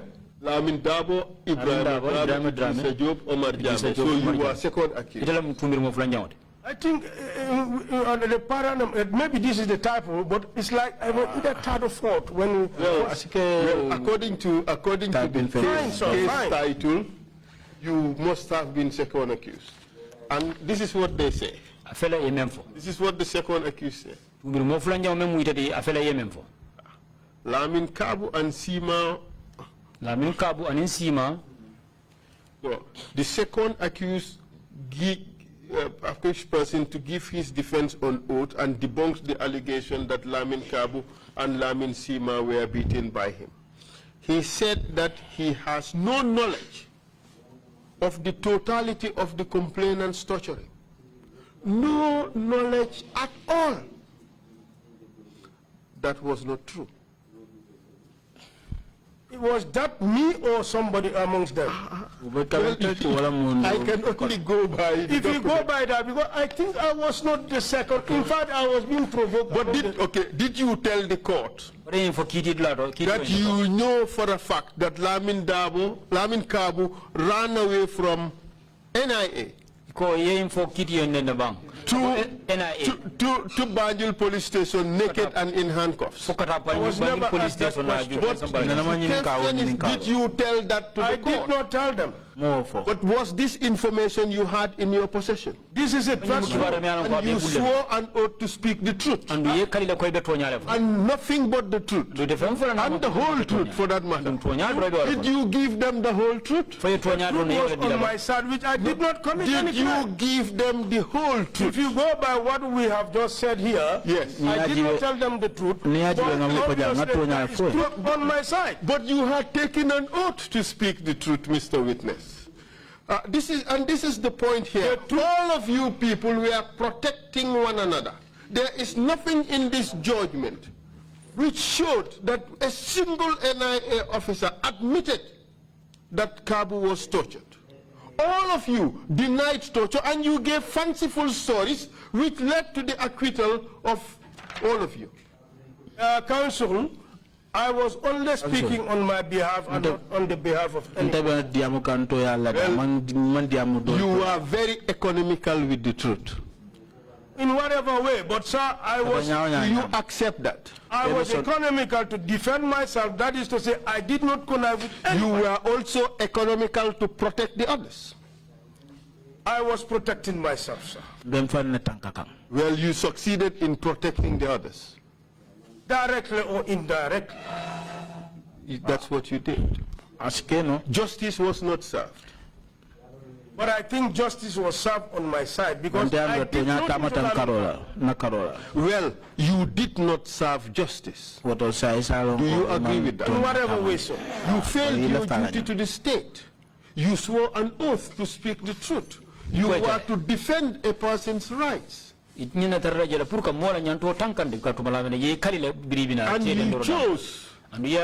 chose to defend your colleagues. And even in the face of all that evidence,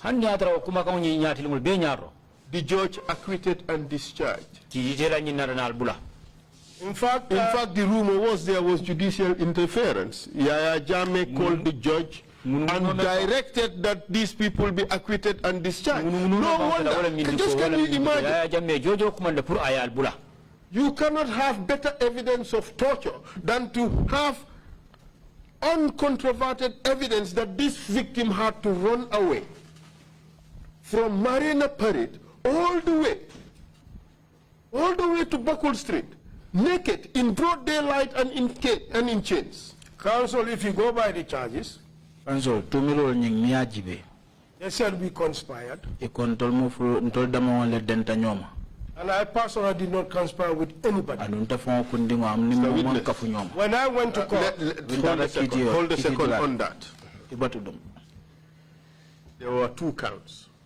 One was conspiracy to inflict grievous bodily harm. The second is inflicting grave bodily harm. Even if you argue that there was no conspiracy, which is a very tenuous argument, there is abundant evidence that this guy was beaten.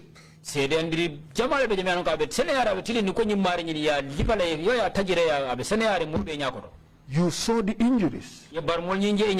According to you, you saw the bruises and the lacerations. Those were your words. Your Director General saw the bruises and the lacerations.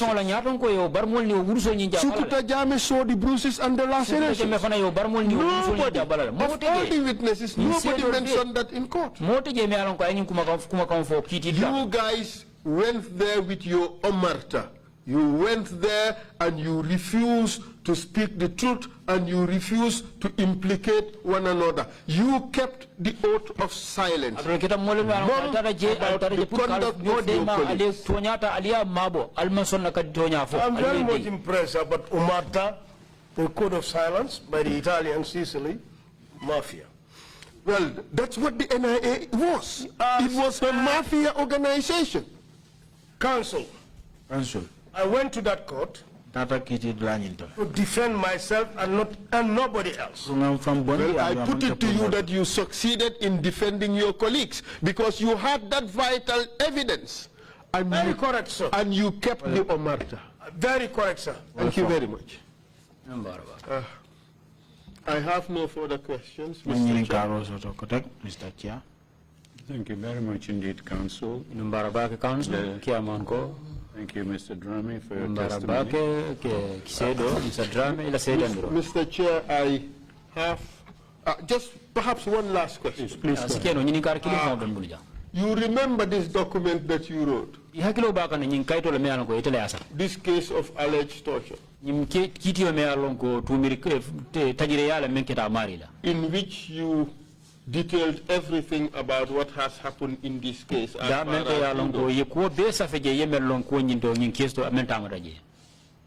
Very true, sir.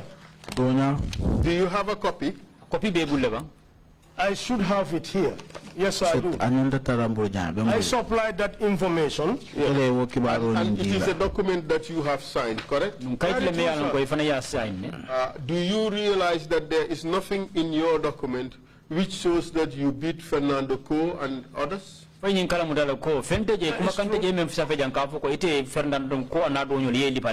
And again, in this document, there is nothing suggesting that you saw anything.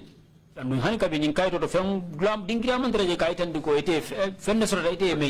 showed that Kabu was tortured. So even in this document, you have decided to hide the information. Interestingly, this information was served for you to have an idea. I want to be as truthful as possible to this commission. And I told you on Thursday last week that as I am going, Council, I am going to touch the Quran and I will swear to the Quran. Let me just cut you there. I think the commission would have at some stage the opportunity to discuss whether you are truthful or not. And there is no suggestion here that you've not been truthful. As far as I am concerned, I am satisfied that you have answered my question. If that is any assurance to you. But it behooves me also to characterize the evidence to show that in both the trial and the document that you wrote, you said nothing about the torture that happened. Even though you have accepted here to the commission that these tortures happened. These would just serve to show that there was a pattern of concealment. But it equally shows that in spite of the previous pattern of concealment, you have spoken truthfully to the commission and accepted the things that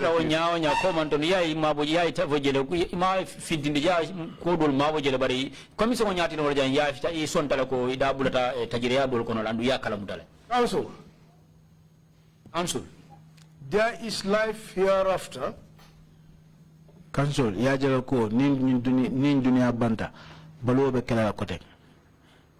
this commission will end.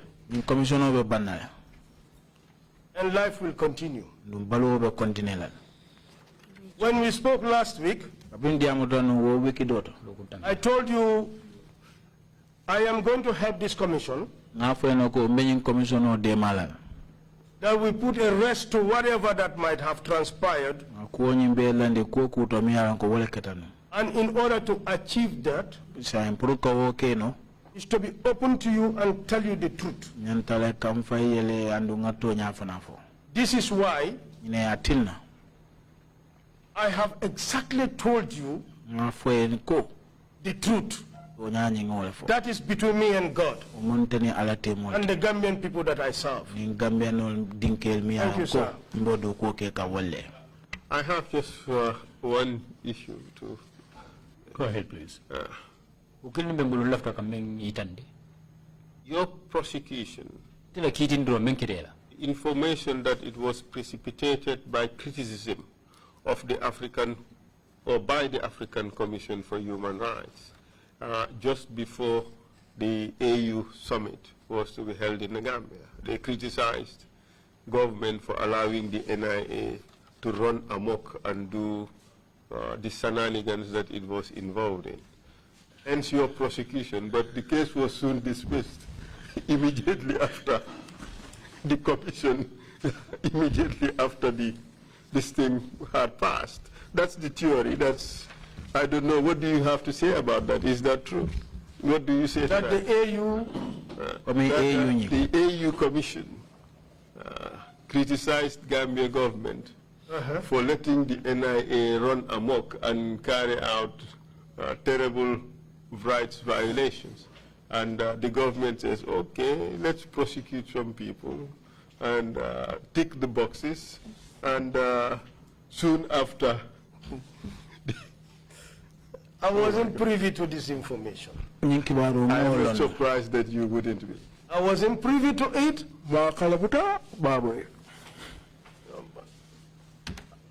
I would want to respect the views. What is embedded in that information? From a legal point of view, this judgment is really shocking and surprising. Thank you again, Counsel, and thank you, Mr. Drammeh, for your testimony. Counsel, Mr. Drammeh, ila sedan the bruises and lacerations on Lamin Cabo we burusol anin bala urol men keda Lamin Cabo la balo bala clearly weren't self-inflicted. Asene ata ko amanke kurmi alon ko afangole aka afangol bala.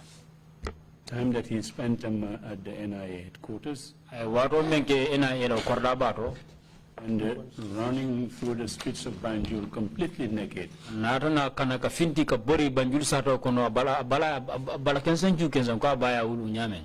Was not something that he would do voluntarily. Kule me yalon ko atafango to ke la afangwe ala dia nyokan. He was not a demented individual, as we have heard. And alhala manke murmi alon ko fanang mantra hakilo balo awatu la ko. Let me just read them in the effort that we are carrying out here. Short sentences from the statement I read on Monday. Badung kumakan dantang kare jang fanna fula rong mi alon ko tenelu ngo ko kumakan wol del karanjang. First is follow menti these naked fruits. What we are hearing here now.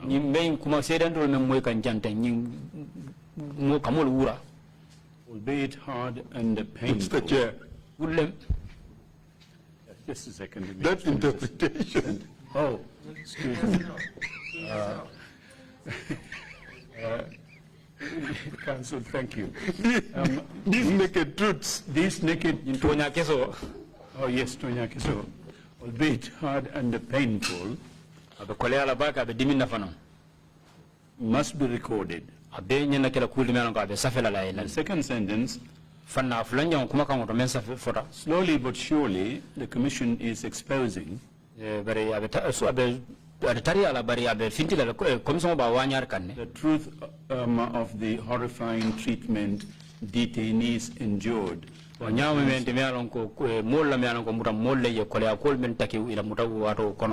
They had endured in the hands of state agents, both at NIA headquarters and other secret torture centers across the country.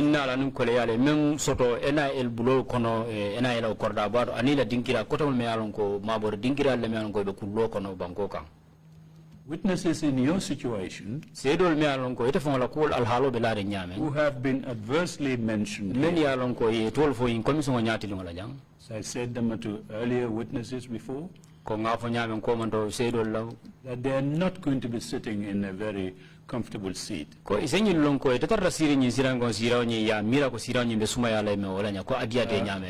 Counsel, some interrogation would get them tougher. Council memu lawyer ti ala nyinin karo nin jabiro abe men sotla ni lawyer ta be kala nyinin karo mi alon ko be kandila bakele the temperature would go up and up and up and ko nyimbe kandila bakele wato ni wati abe selala la kay sumaya ay kandi I won't cut it off. We will seek the truth that we have been asked. Ko nyin kuntula ba tek ba kandila ba katala do ko men dita na fonga je ko ngaw kisikisi nga wutu nga fintindi. Just want you to understand that and go on record for witnesses to understand that from the perspective of the Commission.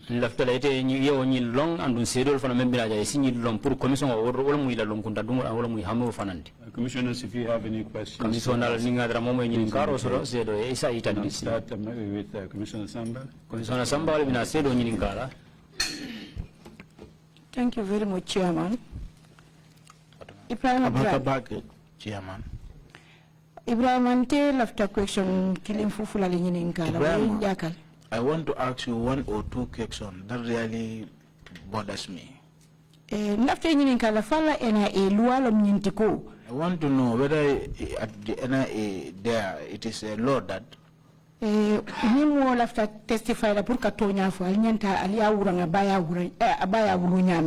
if like somebody is supposed to make a confession, you have to make him born naked. Thank you.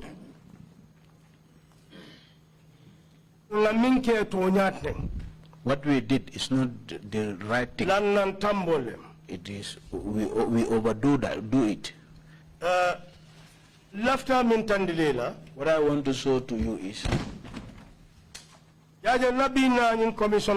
my coming here to this commission today. It is very good for me.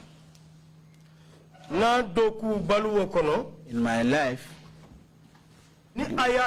if it is I have a mistake that I made. It is this time around. And the reason being, I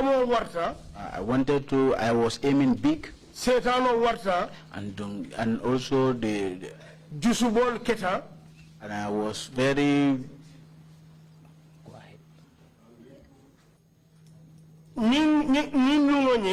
this day, what I see, I don't even see those people. It is the Gambia that I look at.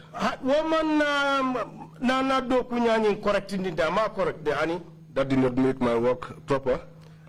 But what I say that it is Gambia that I see.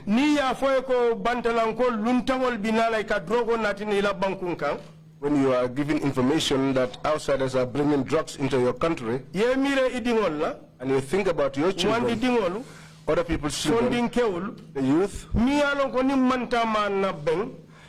know that if they are not lucky, if they get their hands on these drugs, it will be a lot of destruction in the country. Secondly, I look at the interest of the country. So do you see that Gambia today, that it is outsiders or foreigners who have brought drugs into the country and distributed it around. And now we come to find these foreigners. The approach towards them was out of anger. I was very wrong. I was wrong. I was very, very wrong. I was very wrong. I didn't do well. What I was thinking then, that Gambians are paying me salary so that I could protect them. And then outsiders come with the intention of bringing hardship and destruction in this country. That was why I did this, took these extreme measures. And also, there is also one thing. This issue is like a bullet. Today we are at a stage. The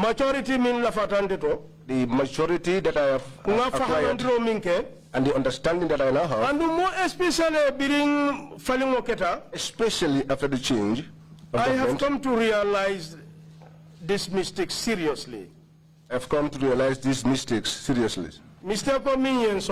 The mistakes that I did definitely shouldn't have happened. Okay. Every human being, in whatever you are involved in, the Mandinka say you consider or think about tomorrow. If you think about tomorrow, when you are hungry, you can return back to that in peace. And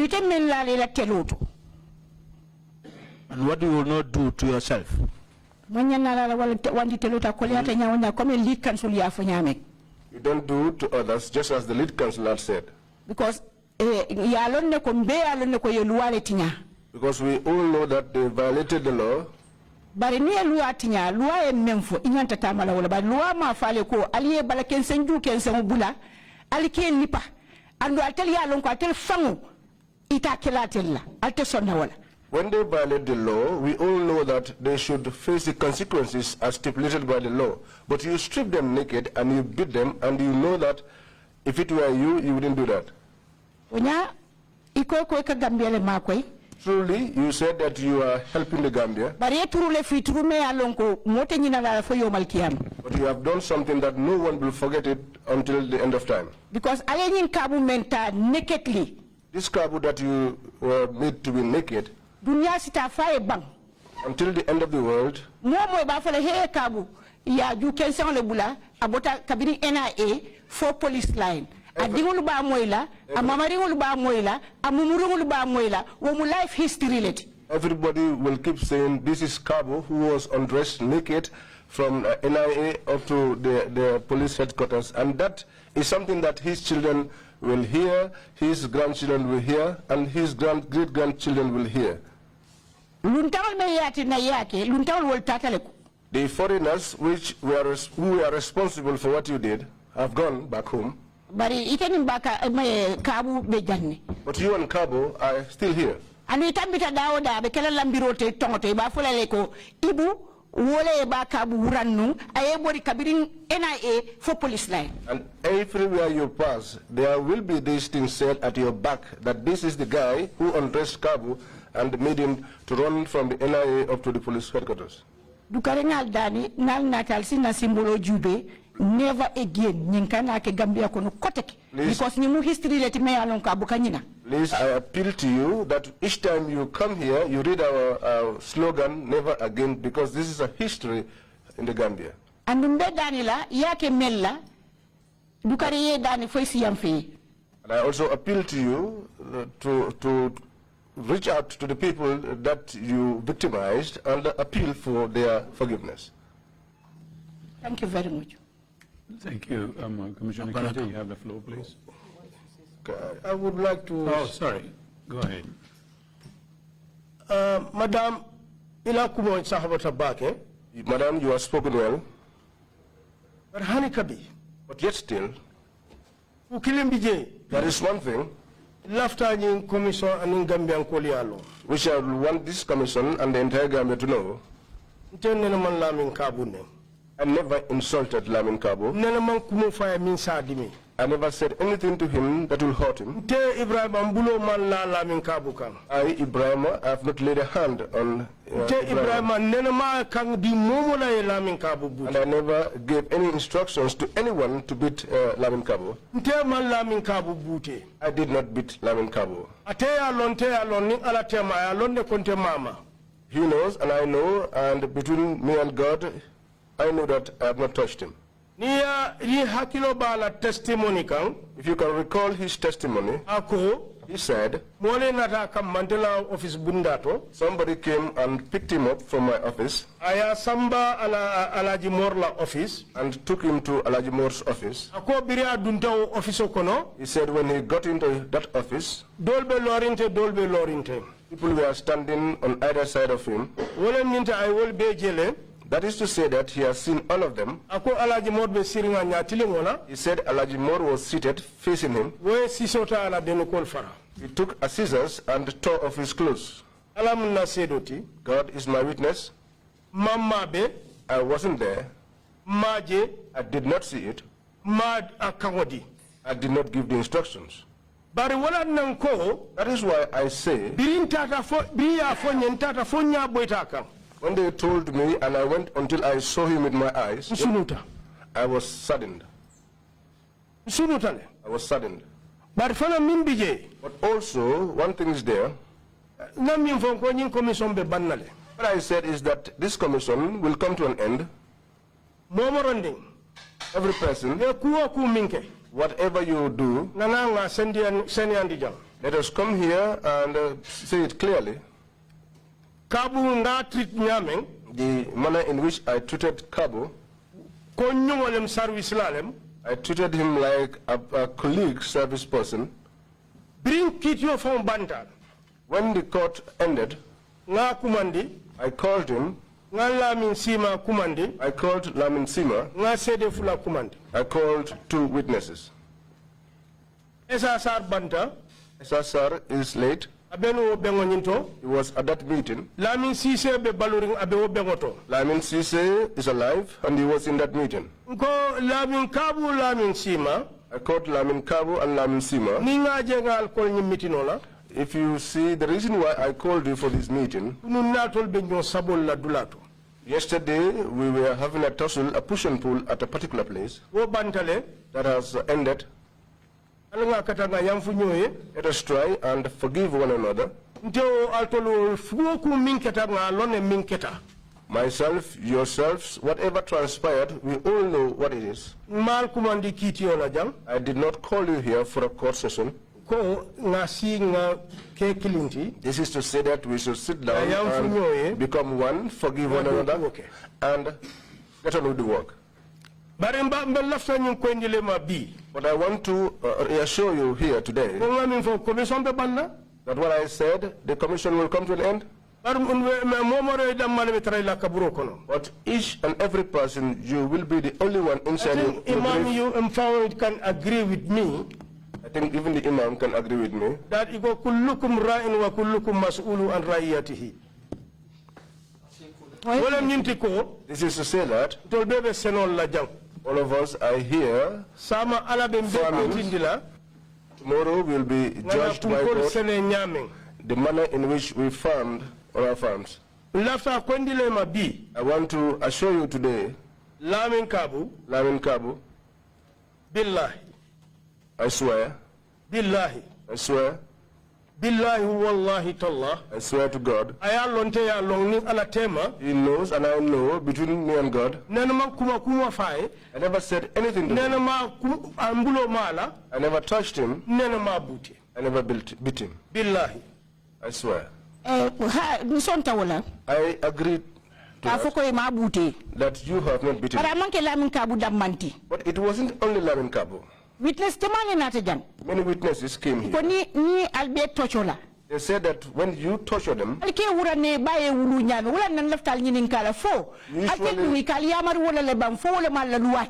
you always undress them stark naked. Just as I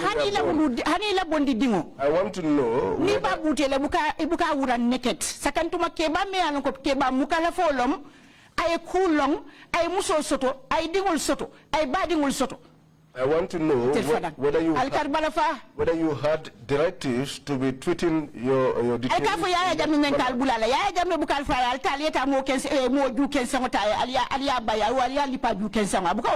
Even your own child, when you are beating him, you don't undress them. Much more someone who is matured, who has a family, who has children.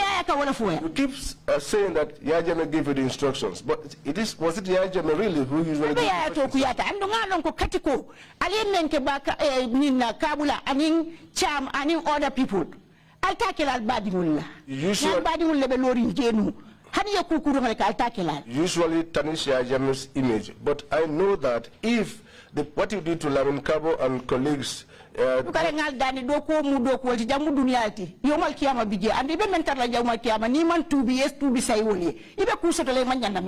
you, thank you very much. If your relatives were in such position, I'm quite sure that you wouldn't have done that. Let us try to do things in the proper way, because this is not the end of everything. At the end of the day, there is life after here. Thank you.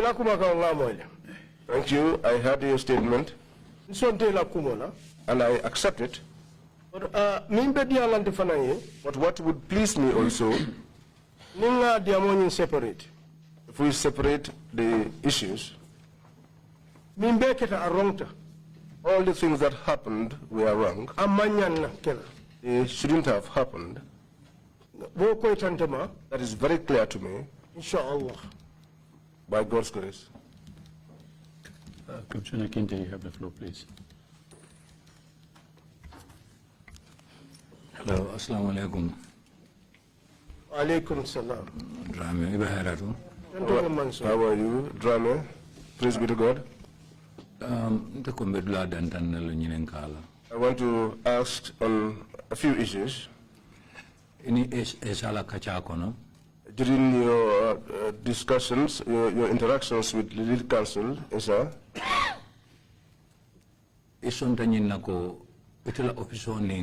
conference dula tema ama metare You accepted that the distance between your office and the conference room is not more than 6 meters.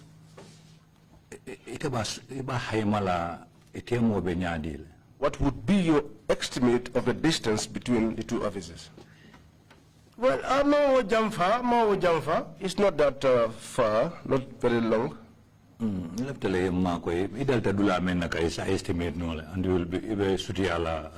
I want you to assist me. Since you are very used to the place, you should be able to give me it's like if the conference hall is done. It's like when the conference hall is there. My office is this way.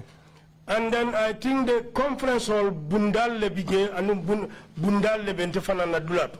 I think there is a door at the conference hall and there's also a door to my office. Office. When I get into my office, I wouldn't be able to see what happens there. Take your time Don't proceed before me. Perhaps you may be thinking about me questioning you on the scene when in essence it is something else. Have you ever gotten into a studio? No, no, I've never gotten there. Soundproof. They have 2, 3, or 4 doors, or they even soundproof the doors to prevent sound from escaping from the inside to the outside. Do you have such doors, either at your office or the one leading to the conference room? We used to have 2 doors that have soundproofs.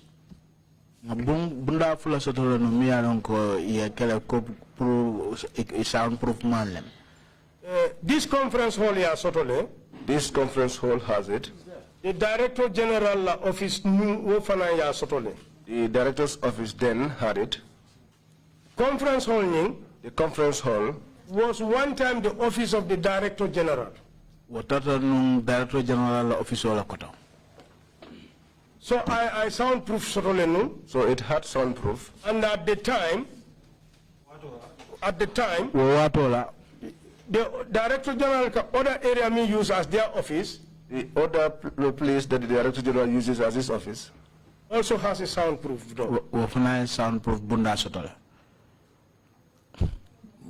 Come take in a bambandiko. It officer meter lulu kondo woro. Sitaram no jele. Li parole be carrying in dulado to bari mamoi. You are trying to strengthen the position that being in your office and given the 5-meter distance between your office and the conference room, even if beatings were taking place there, you would not be in a position to hear. Are you saying this is what the situation was between you and God? Conference hall bundabe surrounding. If at all the door to the conference hall was locked, until our office be surrounding, my office door was also closed. If I am inside my office, I wouldn't hear.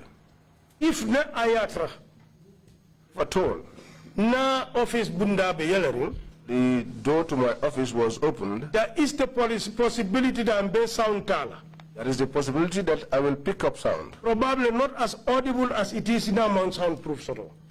Probably not as audible as it would be if there was no soundproof. Okay.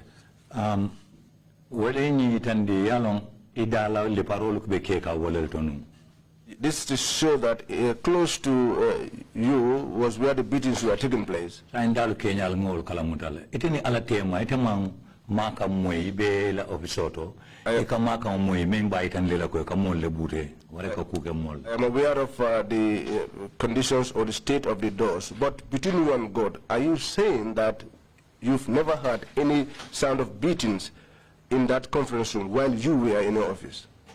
I am not aware. I have not heard.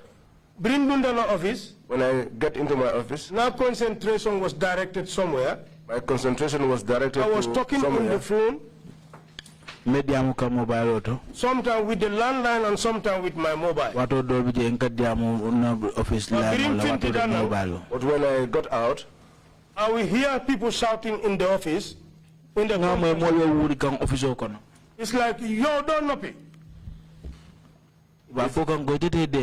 People saying, you won't you keep quiet. And then Babu Cham Babu Cham, his arrival was done in my office. He was welcomed close to my office door. I was seated.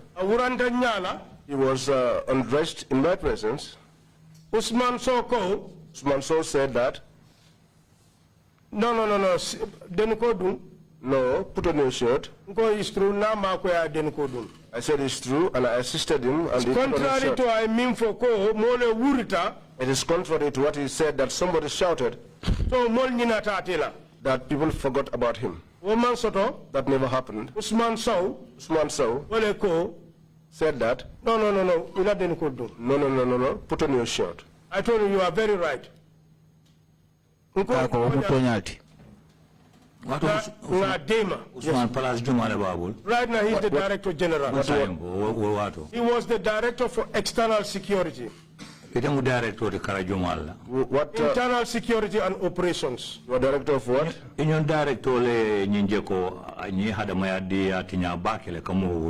It is your fellow director who realized that this individual's rights were violated. And he is director of only one office, and you are director of two offices. And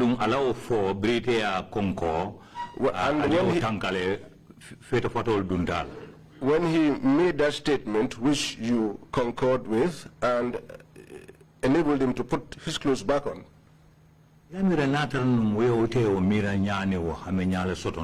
do you think if you had such thinking or such intention, and these were your genius, do you not think that you would have given them back their clothes to put on? I think in a deal. I think they ended up returning back their clothes. It's not like a it was not like they were left there just like that.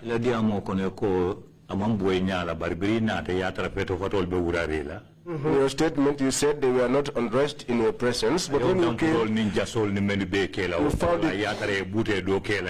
you found the clothes scattered, and the beating and the kicking of the foot off the ground, that what happened outside. By the time you got inside, you found that these things had already happened.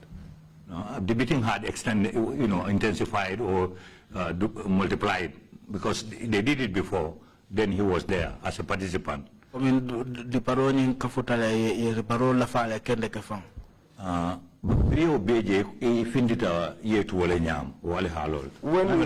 he saw all of these things and you went out and left them in that state, wasn't that what you said? It seems as if in that day you were with the mindset that these people truly had to be undressed and also had to be beaten. Not undressed, stripped naked, and Commissioner, you are very right. Commissioner, even for Wallem.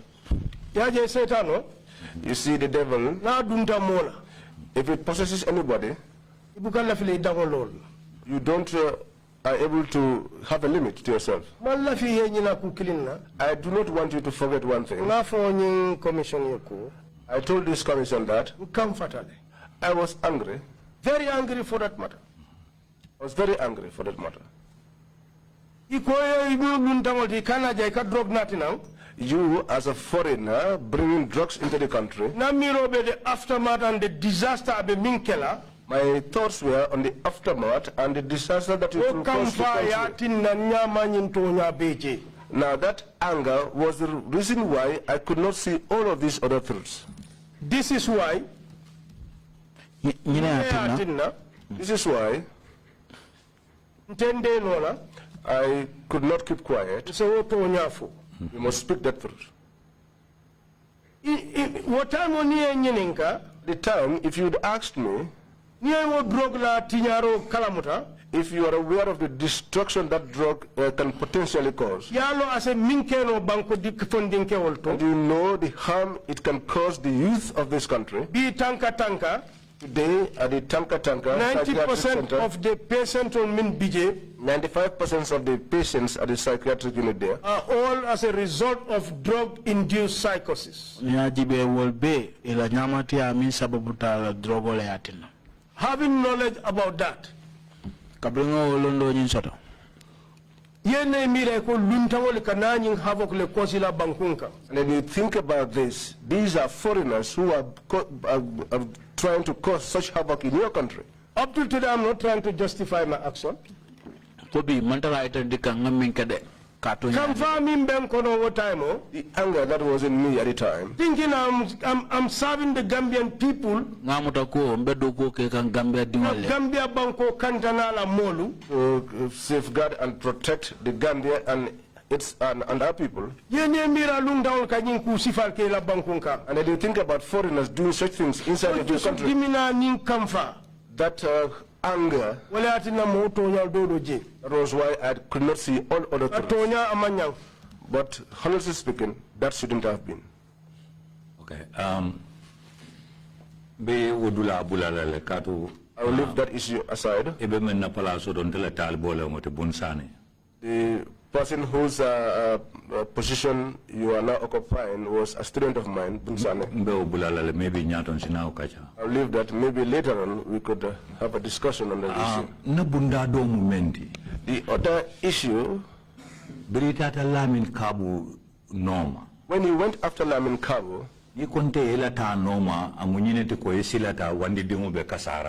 if you tell me that your going there was as a result of your fears that harm will come by someone else's son, that would surprise me somehow.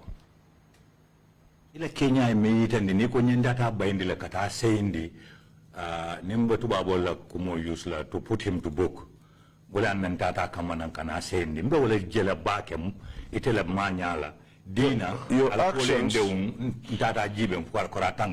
Your actions are such that if you had told me that you went after him to apprehend him and bring him back to book, that is something that I am more likely to believe than what you said earlier on.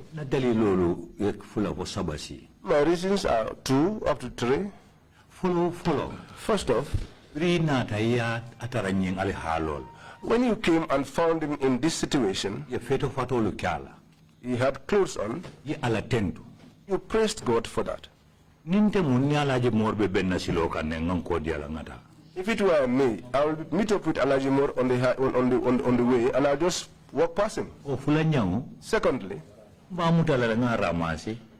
I'll hold him.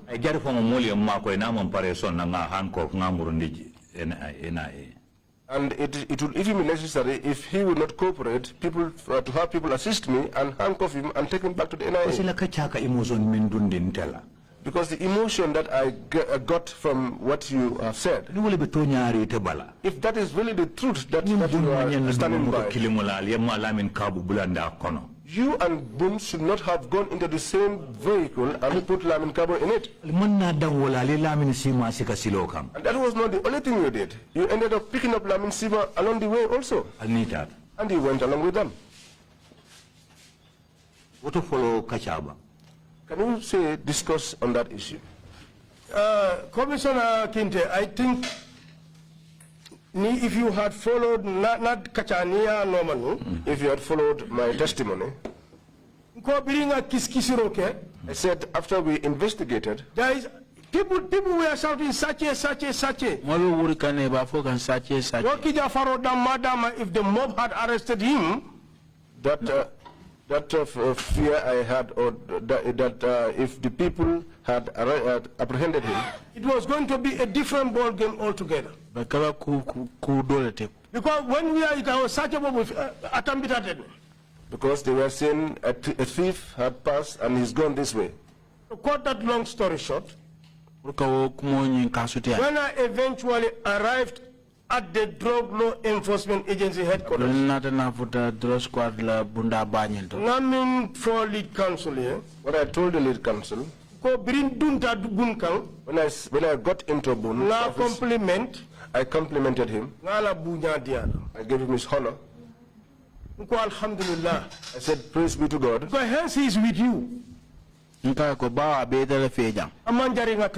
is not necessary that I remain here. I turned and I was about to leave. No, come, sit, wait. He said, no, come, sit, wait. You see what your people did to me? He said, to my man, to my boy? Have you seen what your people have done to my boy? At that time, I stood and looked at Kabu. Ala den ko saba. He raised his shirt. Ngaje baramol nin liparo e minke ala. I saw the wounds and the marks that were caused by the beating. I was speechless. That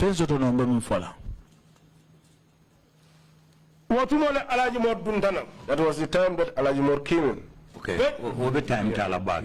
Hacket what the time tala back? It will take a lot of time, please. Alajimor la dungo yo be fonyara ko tamale. You have said everything about Alajimor's comment.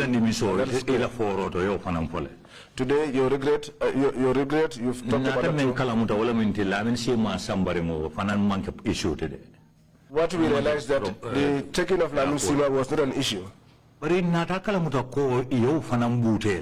we then realized that he too was beaten. And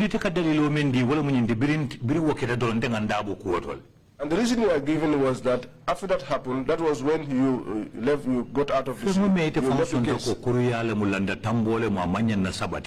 that you have accepted that it is not normal, it is out of proportion, and it shouldn't have happened. You should have ensured that you establish something that is proper before you left. If at all, really, this is something that you had regretted. Use two directors plus Usman probably. Albanian Danina ko woto ni mo labango men nata lamin sima o manya na lipalade. And Usman probably you should all have ensured that the last person to come in lamin sima that he is not beaten. And chairman was asking on one issue. What have you done about the injuries of these detainees?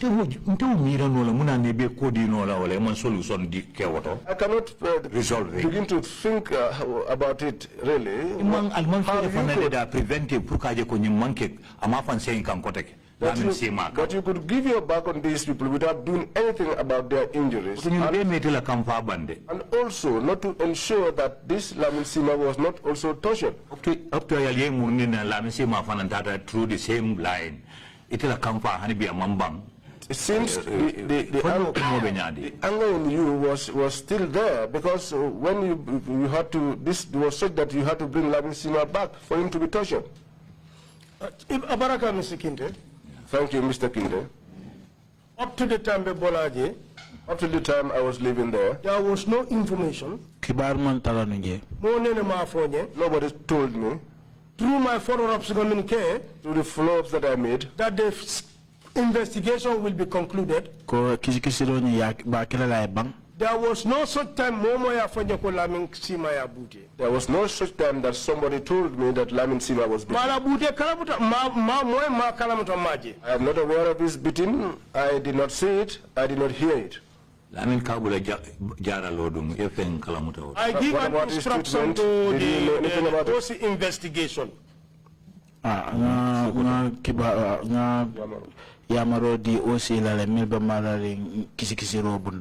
all the relevant action should be taken.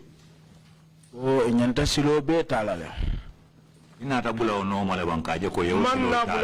you make a follow-up to ensure that all the relevant actions were taken?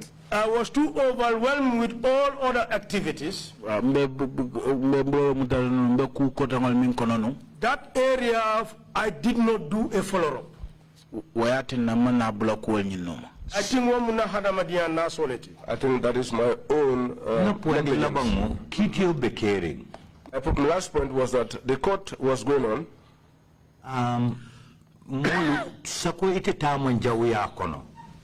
Your issue was not very grave.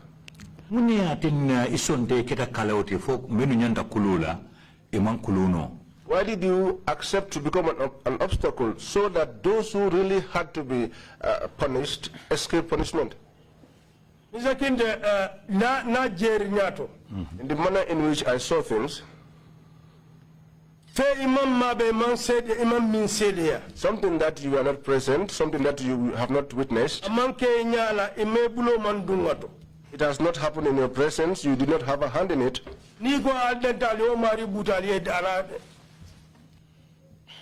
Lamin Kabula kuola about demanding Lamin Kabula Carola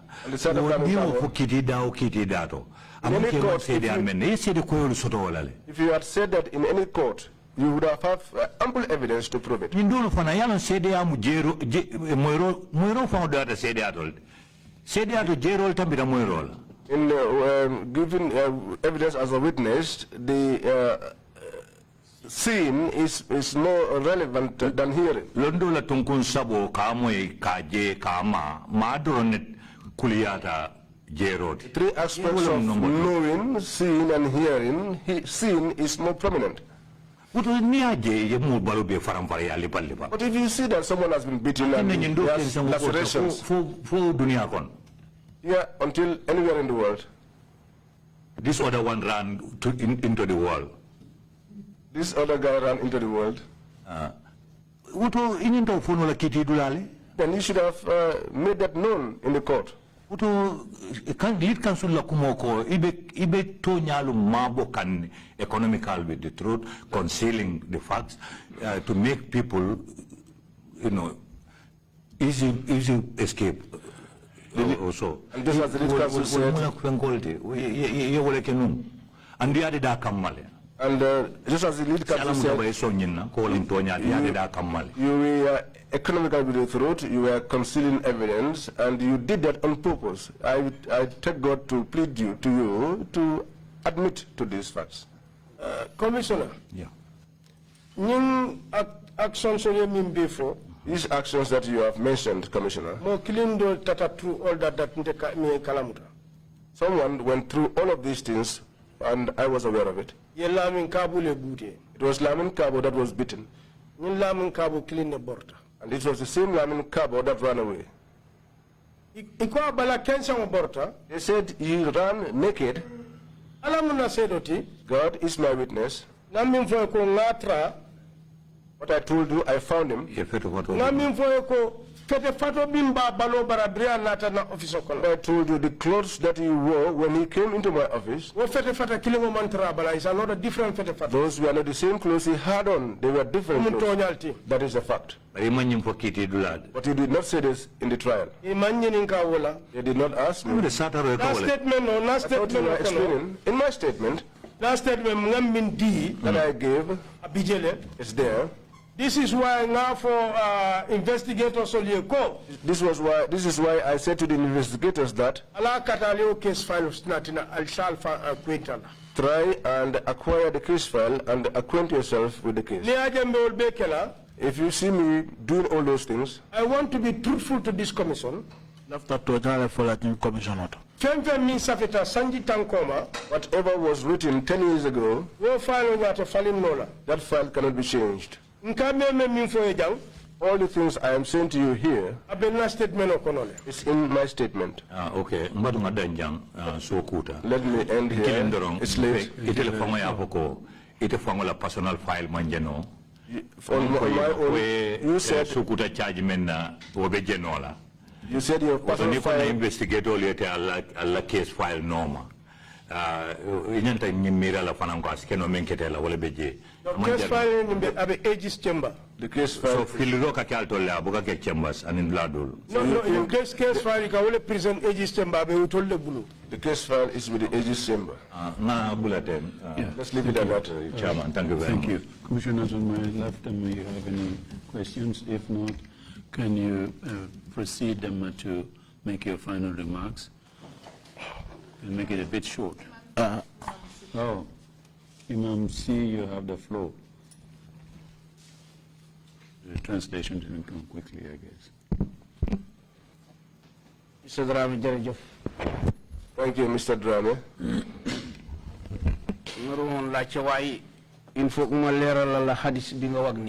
I did not want to ask, but I want to make clear this hadith. You stated the hadith that you mentioned. كلكم راع وكلكم مسؤول عن رعيته كو غيس سامو لا تي ليغا سامو دنن لاكو لاج الك ndax sàmm nga ko sàmm bu rafet wala sàmmuloo ko sàmm bu rafet. Everyone is a guardian or a shepherd, and whatever is entrusted unto you, tomorrow you'll be questioned on it. Xam naa ne nag seen liggéey bi moom ñu ci gën a bëri. I know that your work mostly. I know that it's not all of them, but most of you not got this verse that this hadith that you quoted.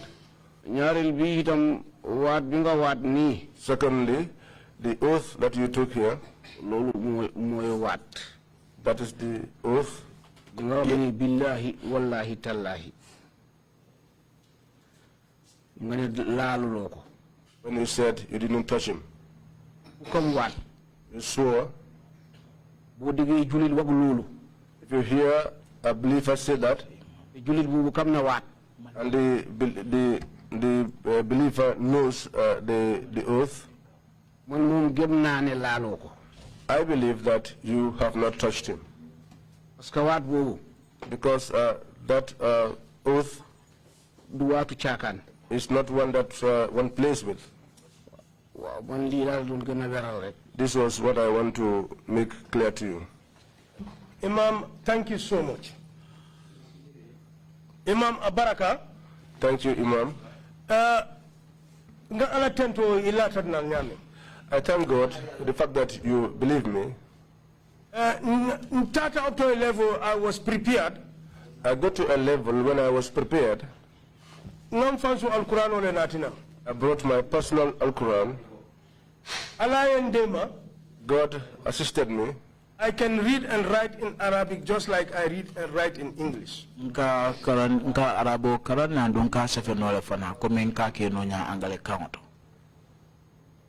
I was prepared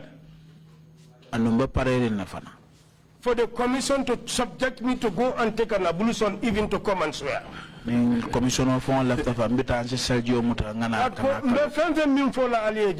Whatever I am telling you here, on the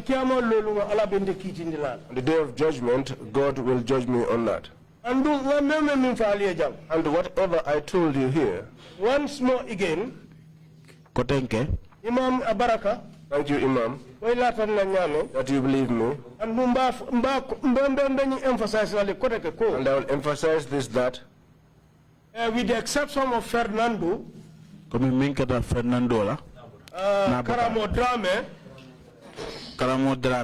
and others, in terms of excuse no lauto, I cannot excuse myself from them. But for Lamin Kabu and Lamin Sima, once again, on the day of judgment, God will judge me. Billahi, to God, wallahi, tallahi, I have not touched him with my hand. I have never said anything to him. And this is for both of them. May the Al-Quran cost me destruction if at all I touched him. Thank you, Imam. Well, I hope the Quran saves everybody.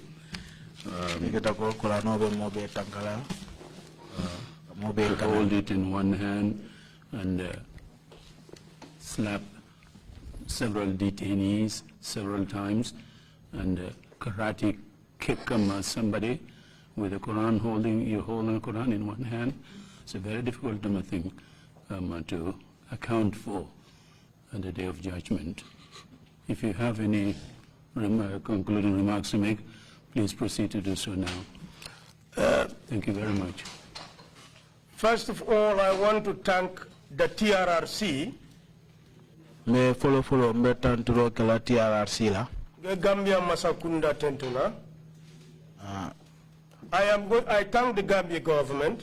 Thank the Gambia government for having the foresight in creating and commissioning the TRRC. Mr. Witness, for the purposes of the efficiency of the proceedings, I would prefer and I would recommend that you put your closing remarks in Mandinka and we have interpretation in English, if you don't mind. I'll try. Please go ahead. Gambia Masakunda Tentu. I thank the government of the Gambia who had the foresight to establish the TRRC. The staff of the TRRC You have a very hard task. But but the work, whatever is difficult, if God wishes, it becomes light. Whatever is light, God will continue to make it lighter and make it truthful. That is this hadith. That is what I said earlier on. That is what I said earlier on. May God make your work light for you. The work the task that you have accepted is a difficult one. But anyone that wishes to assist you, then this job shouldn't be difficult. So all of you that are working here at the TRRC, I thank you and I hail you. Keep up the good work. Keep up the good work. I was told my mother was my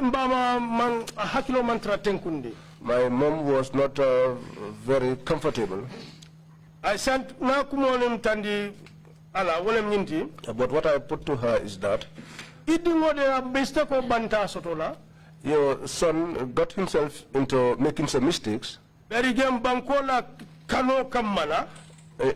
a result of his love for the country, there were some extreme actions taken on his part, and mistakes too were made.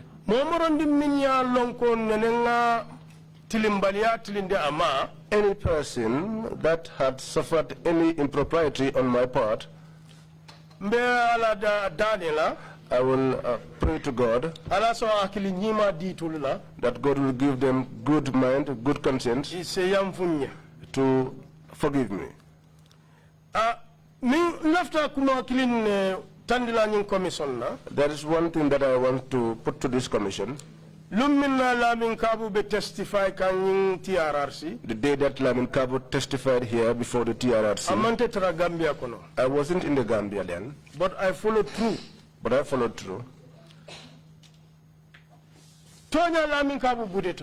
It is true that Lamin Kabu was beaten.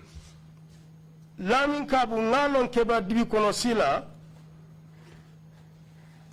keba dibi kono sila, an elderly person sitting in dark. I know an elderly person sitting in the darkness. Nimol meje. If people don't see you, you see yourself. And it's clear to me that between me and God, if he sits between him and God, only the two of them, he knows that I, Ebrima Drammeh, never said a word to him, much more to touch him. But God is the witness on that aspect. Whatever he experienced as a result saddened me, is not pleasing to me. And that is not what I wanted for him. And that was not what I wanted for him. But if I left a commission, but also what I want to put to the commission, Kabu for whatever reason, he said things about me here. They are so malicious. I think they are malicious. And I have done nothing to Kabu. In 2015, Lamin Kabu, I drug dealers used to collect money from drug dealers through a case compromise, so that he could compromise their cases. After taking the money, he will tell them that that money is to be given to the director of operations. So that at one time, one of the cases was not compromised. And the drug dealer got so angry that he exposed him. After that happened, that drug dealer was called to our headquarters. Kabu ya commandi headquarters. They called Kabu to our headquarters. When he arrived, we greeted each other. All the directors were seated. They asked him, do you know who the director of operations is here? He said, between him and God, he never knew anybody or knew anybody amongst the directors. So they asked him, what transpired between you and Lamin Kabu? He said one Kausu Sise's case was on. And after it's a Kausu Bula. He wanted them to release Kausu. So Lamin Kabu Buki Kodo Lamin Tatakanya Wilitang Anindulu. So they promised Lamin money worth of 15,000. Ako Kodo is for the director of operation. He said that money was for the director of operations. I don't case man na compromise. And that case was never compromised. Because of war. Because of that. Lamin Kabu killing. The same Lamin Kabu. Masakunda ko ya kitindi. The government said that they tried him. And the same ako. And the same person said. Ako Kabu ye drug diala wafi. That Kabu gave him drugs to sell. But kiti bundato. But at the trial. Ye Kabu muta for official corruption. He was charged for official corruption. Because when he was accepting all of this, there were witnesses who mixed them with that. All of them were there. But so he was guilty on those on that charge.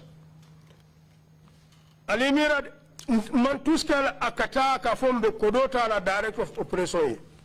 Imagine, I have done nothing to him, but he goes out claiming to be collecting money on behalf of the director of operations. This is why some of our testimony. This is why I said part of his testimony. Clarify who was the director of operations. And don't tell him director of operations. And I was the director of operations. And I went to court with him. But that time was during Yajame's time. He is lucky. If Yajame was to have heard that, before the truth will come out, I would have suffered. To make this engagement sure. Lamin Kabu was found guilty. Lamin Kabu was found guilty. And once he was found guilty, he lost his job. From 2015 to 2019, for 2019, Lamin Kabu he was not working. I mean for commission here. What he said to the commission, Bridge. I was at Denton Bridge. Bridge. When I left Denton Bridge, Young Post Gender and Child Welfare. They posted me to Gender and Child Welfare. But he did not tell you that he was convicted. But he did not tell you that he was convicted. That the criminal activities was involved in was what led him to be tried and convicted. He said that. I have found commission. He also said to this commission that there was a person who knew me. That I told him that if he were to appear before this commission, that he Lamin Kabu will not get promoted, and that I will post him to the provinces. Lead counsel, Mr. Chairman, and all commissioners present. In 2019, the Office of the Director General of the Drug Law Enforcement Agency received a correspondence from the Office of the President. They said that if the agency can consider to re-employ Lamin Kabu. Ayatara. And at the time, when Kabu was experiencing hardship, and we were constantly having discussions, we were talking, communicating. There is no type of assistance which I have not extended to him. In the process, another letter was sent to the Director General. He wrote a letter to the Director General appealing for a reinstatement. Inside this letter, he said that I have the honor and respect to write to your humble office for the above mentioned caption.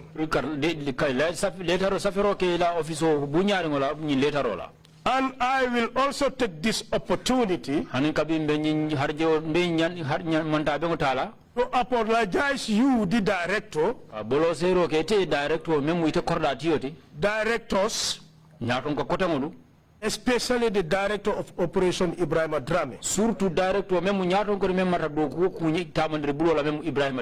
And entire management. This is a letter. I mean, Director General. That he wrote to the Director General. Director General reply. I don't just to cut this long discussion short. The Director General's reply. He said, I want to acknowledge receipt of your letter. But what attains now, if you go according to the public service regulation,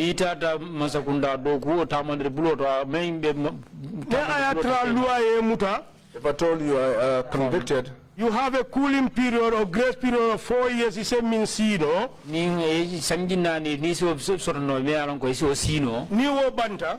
After that, you can apply and you may be reconsidered.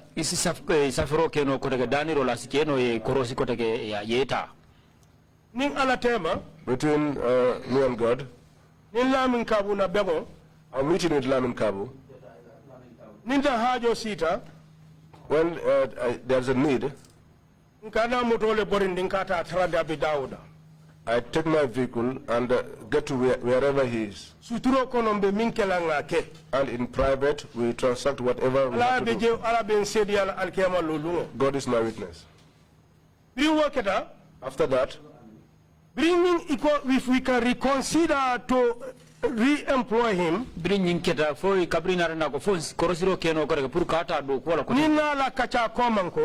and the discussions we had earlier on, he said, my boss, whatever assistance you can give to me, do it. And while he was speaking, he was shedding tears.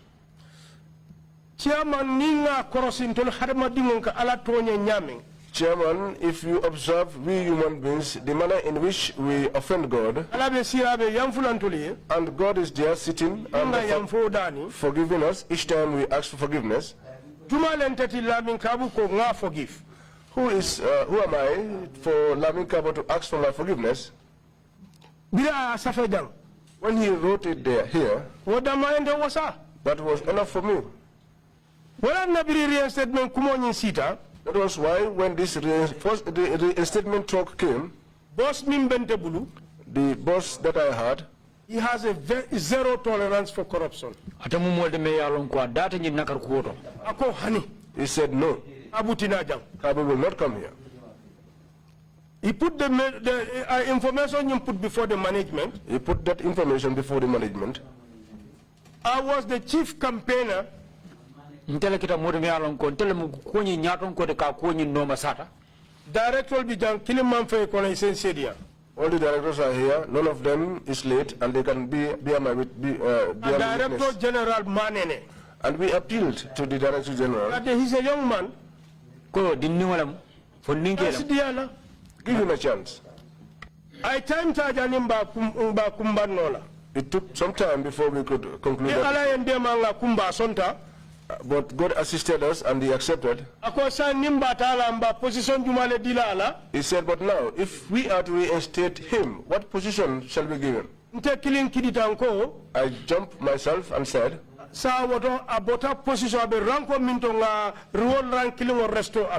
said to him, sir, then let's reinstate him to the rank with which he left. That was sometime either August, September 2019. By God's grace, it was around September 2019. If he should sit down and say, That if he comes and testifies before the TRRC, I will not promote him. Honorable Commission ya tandintela. I want this Honorable Commission to show to me 2015 to 2019. Someone who has not worked from 2015 to 2019.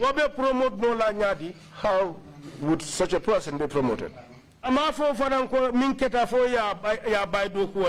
he did not say what was the reason for his sacking. He never even presented that information to you that he was once sacked. But instead, he came and told this commission that I said that if he should appear before this commission, that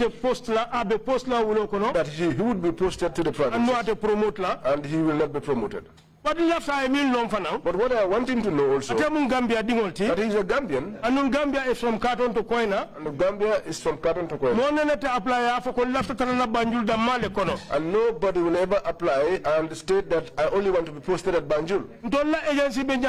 The way our agency is, and the way promotions are, commissioner of that region will make a recommendation. It is the commissioners of the various regions that make their recommendations. And then the agency have what is called a promotion committee. They will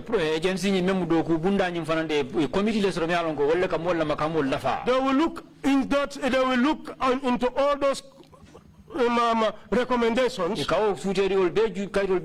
put it before the Director General. But someone who has not worked for 4 years, you go and say that I say that you're not going to be promoted. Is there any proof in that? Let him produce that person. Please find out, let him produce that person who said that I said such thing. He's told this commission that I sell drugs. When he was questioned, what case are you aware of? He said the Simon A. Madi case. The Simon A. Madi case, there was a panel that was constituted. That panel, the Gambia Police Force representatives, the Gambia Police Force had 2 representatives. The then NIA The then NIA had 2 representatives. The military intelligence had 2 representatives. Because the Gambia Revenue Authority representatives. Because the drugs were found in a container, the Gambia Revenue Authority too had representatives in that panel. And also Drug Law Enforcement Agency representatives. And the Drug Law Enforcement Agency also had representatives there. And I was not the person that was representing the Drug Law Enforcement Agency. I was not part of that panel. What I heard and what happened, the constitution of that paneling, instruction na mimbota former president ya. After they did their findings, report was safe, and they wrote their report, case file and they closed their case file. Service bundal be la kenyaton report di bela. They gave the report to all the heads of the various services, including President's office. Case file, the case file. Director General Rifa Asika Asamba Attorney General's chamber. The Director General took it to the Attorney General's chambers for legal advice and onwards prosecution. And later,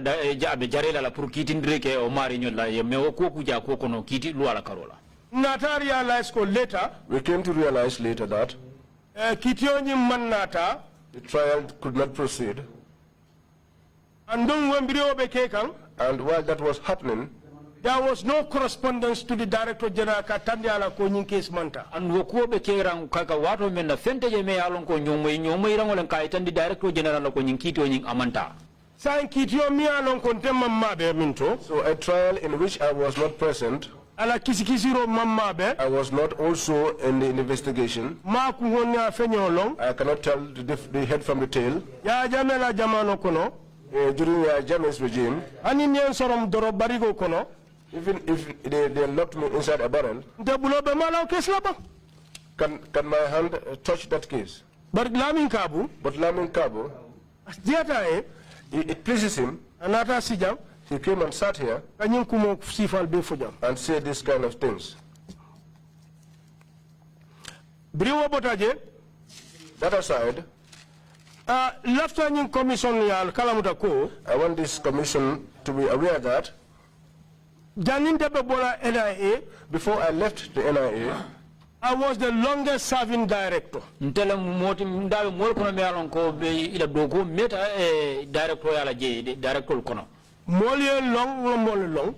know me and I know people. I made some mistakes. And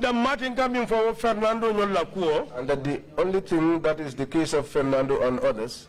But God assisted me also. Now NIA. During my time at the NIA, I assisted many Gambians there. Amongst them, there was Usainu Dabo, Antuman Gay, and one foreigner who came to the Gambia. When he was arrested by the NIA, he had manuals of weapon manual. We were suspicious that he was an agent of a foreign country. But after investigation in his case, he told a big lie. He said that Usainu Dabo, Antuman Gay, that he had a meeting with them inside Usainu Dabo's compound, and that he was given a contract by them so that he could bring guns and other weapons into the Gambia so that they could topple Jammeh's government. God assisted us. Under the guidance of my now former boss, Marena. Under the guidance of my former boss, Marena. In fact, I am amongst those people who took that gentleman up to Usainu Dabo to show me where exactly inside Usainu Dabo's compound that meeting was held. When we arrived, Usainu locked his doors. He said, now I'll open the gate. When we got to the door, we stopped the man and we told him, this is the house. Which room did you have the meeting in? He pointed to one room. I asked him, what is inside that room? He said there were tables and chairs. I said, really? Then we opened that room. And God being so good, we found a maid who was taking bath. In the end, I told her, put on a towel. I said to the man, is this a conference room? We took a U-turn. We went home. Usainu did not spend any night in detention. We didn't make different for him. And he and Antuman, we didn't make them to suffer. We didn't tell them any foolish words. They are all alive. They can testify. Also, there was a case inside the testimony here. There was one witness who gave a testimony. Imam Baba Traore of the Ahmadiyya. When they were detained, I was personally responsible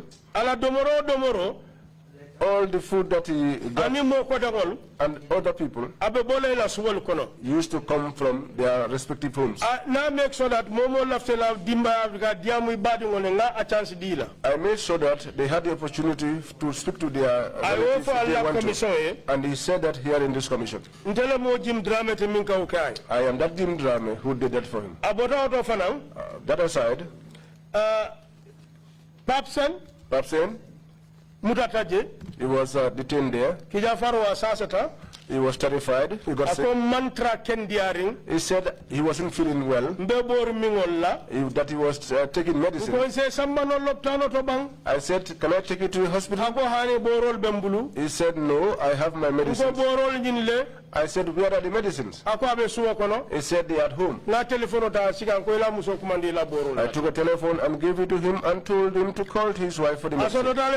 It also happened. Samsar was under our custody. When I arrived, one day, the second day, the security said, sir, this detainee does not accept to take food. I went and met him there. Of that time, at that time, he was not yet put inside the cell. Mr. Sir, I asked him, Mr. Sir, I'm told that you don't accept food. He said that he was not trustful of eating. He was not. He did not trust to eat our food, the NIA people.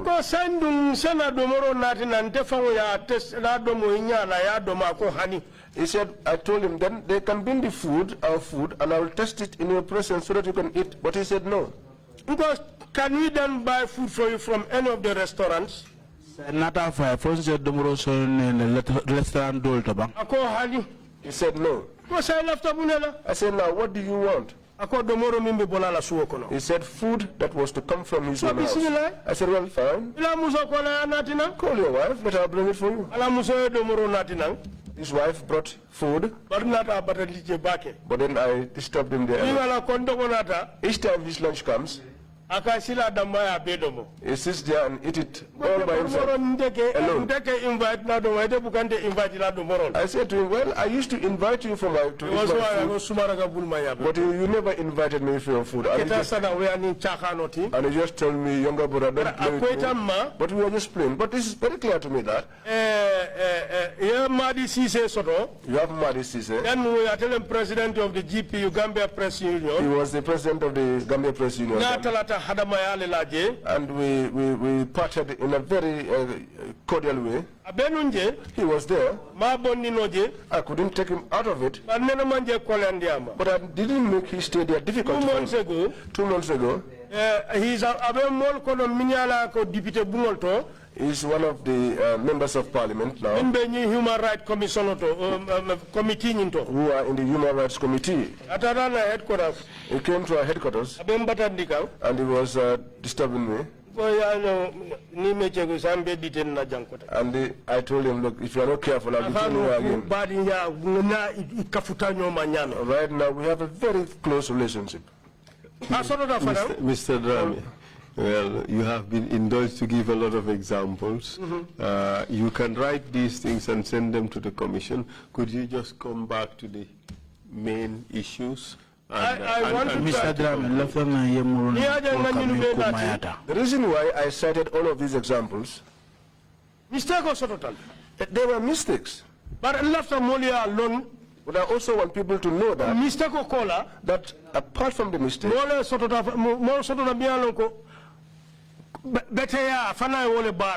there is also some good that I did. I'm a human being. To err is human. To make a mistake is human. But to forgive is divine.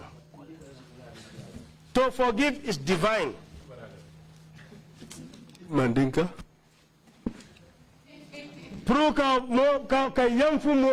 Forgive someone. Definitely it's a God's thing.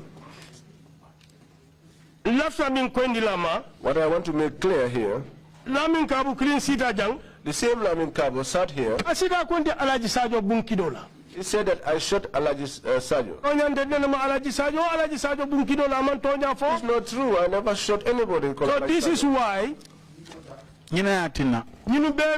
surround all of these people. What's I have the feeling that I have the feeling that having done all that for him, all that I have done for him, he has that still the malicious intent inside him. He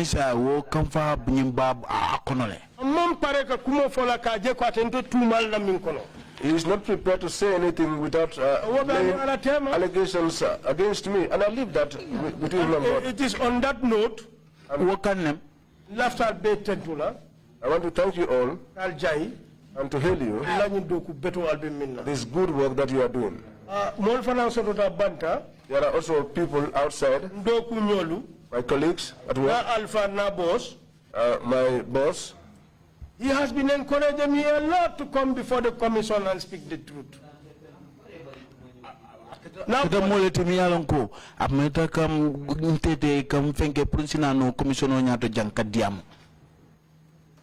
and anytime nimbe minkela, and anytime that I am doing something, na dunna findo TRRC jang, by coming in and out of the TRRC, nothing is done without his knowledge. Only one thing that comes from his mouth.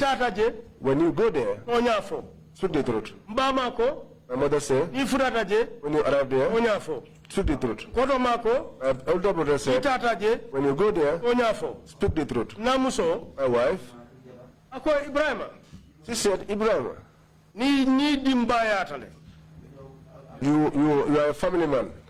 So when you go there, anything that will bring shame or disgrace to you, try and desist from it. And I want to tell her that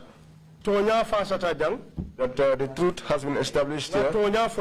I have spoken the truth. Inshallah, and God willing,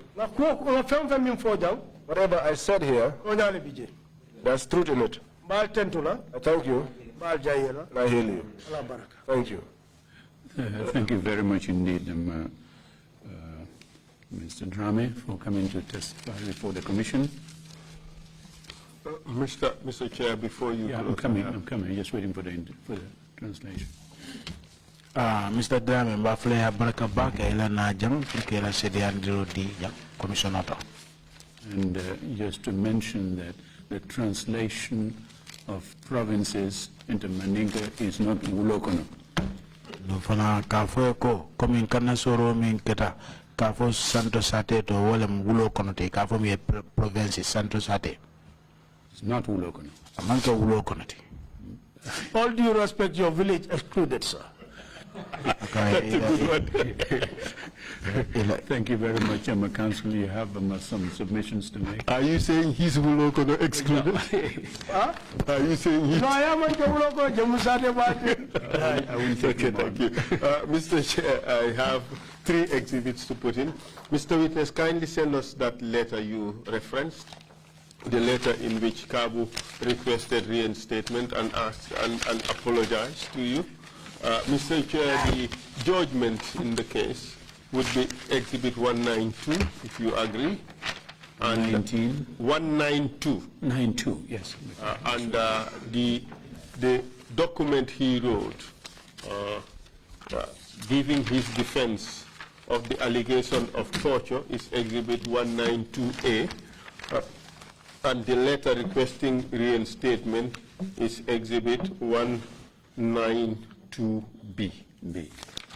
Thank you very much, Mr. Chair. Thank you very much, and Mr. Drammeh, thank you very much indeed for coming to testify before the Commission. We will end our proceedings here now and resume tomorrow morning at 10 o'clock. Meeting is adjourned. Thank you all very much indeed.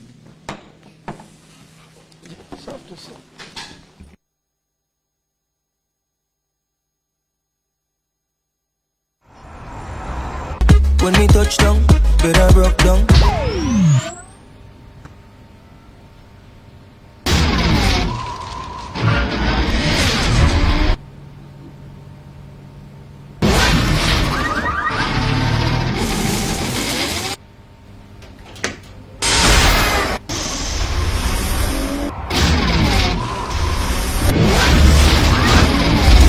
With Gamtel G-Fiber, now you can enjoy super fast internet in gigabytes. G-Fiber is affordable, stable, secured, and accessible to homes, businesses, and enterprises. With Gamtel G-Fiber, the future is speed.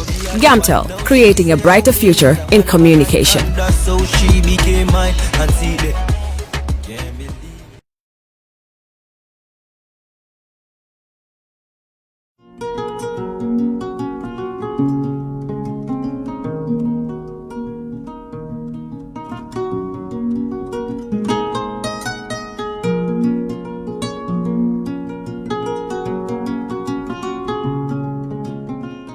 For all your pastry, bakery, and quality food, CK Restaurant is the only place to be.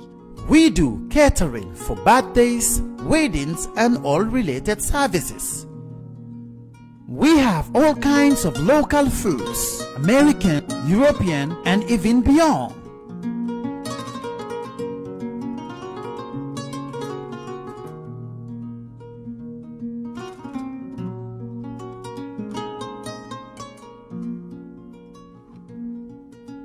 Come and have a taste of our local juice, ebe, and other services.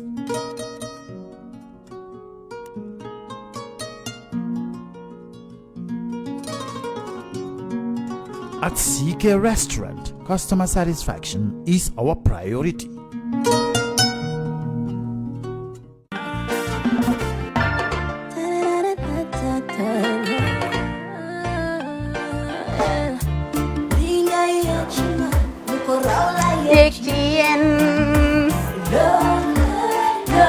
Love like fire. Wow.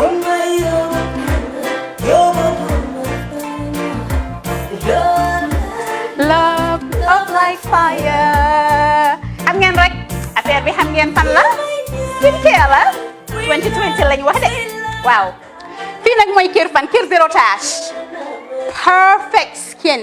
Skincare saa su ne rek niñ ko dee defee rek loo lañ soxlaati rek maanaam bu ngeen am problème ci seen skin yéen xam ngeen fan la fii ngeen di ñëw suma xarit yeeg am di jàmm yi nga xam ne taas daf lañ sonaloon xam nga doon xeesal benn la ka xum éneew ma lañ ko nag waaye just in case comme ni ko gars yi defee rek en cas just in case loolu xew xam ngeen fi ngeen di ñëw Skincare Plus si yu baax rek la ñoo dox nag ay baax rek fu ne la ñoo dem ci réew mi di lañ indi rek nag products yu baax du Paris du Italie du USA du fi mu nekk nii sax boole nañ ci nag Sweden fu nekk lañ leen a indilee products bu dee tamit nag da nga ñuul rek ñu lay jamaa natural beauty that melanin dripping we do have stuff for you as well emuñ si skincare products rek ñu ngi ci cuub yi tamit fu ne la ñoo jaar in fact sax last commercial bi ñu defoon waxuñ leen woon dañoo dox ci ay kawar 9A grade rek nag waaw we do have bundles as well hair si lu ne la ñoo dox ñun ñu ngi ci rafetal jigéen rek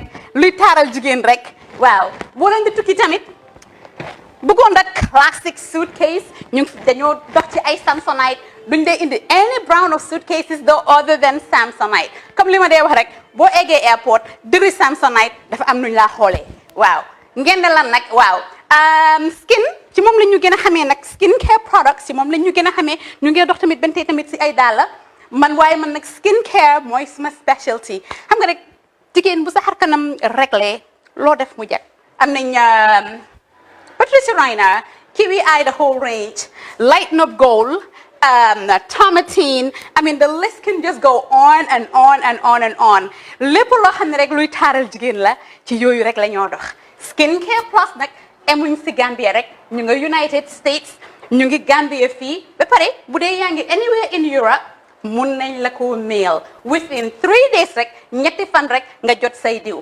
emuñ si loolu rek dañ laa consult tamit balaa ñu laa jaay diw dinañ def a free consultation pour wax la rek exactly li nga xam ne moo méngoo ak sa kanam dinañ leen wax tamit ne rek am nañ perfumes you know fragrances men's shirts accessories we do dresses as well we do blouses I mean we do shoes name it we do them Skincare Plus 2020 is our year of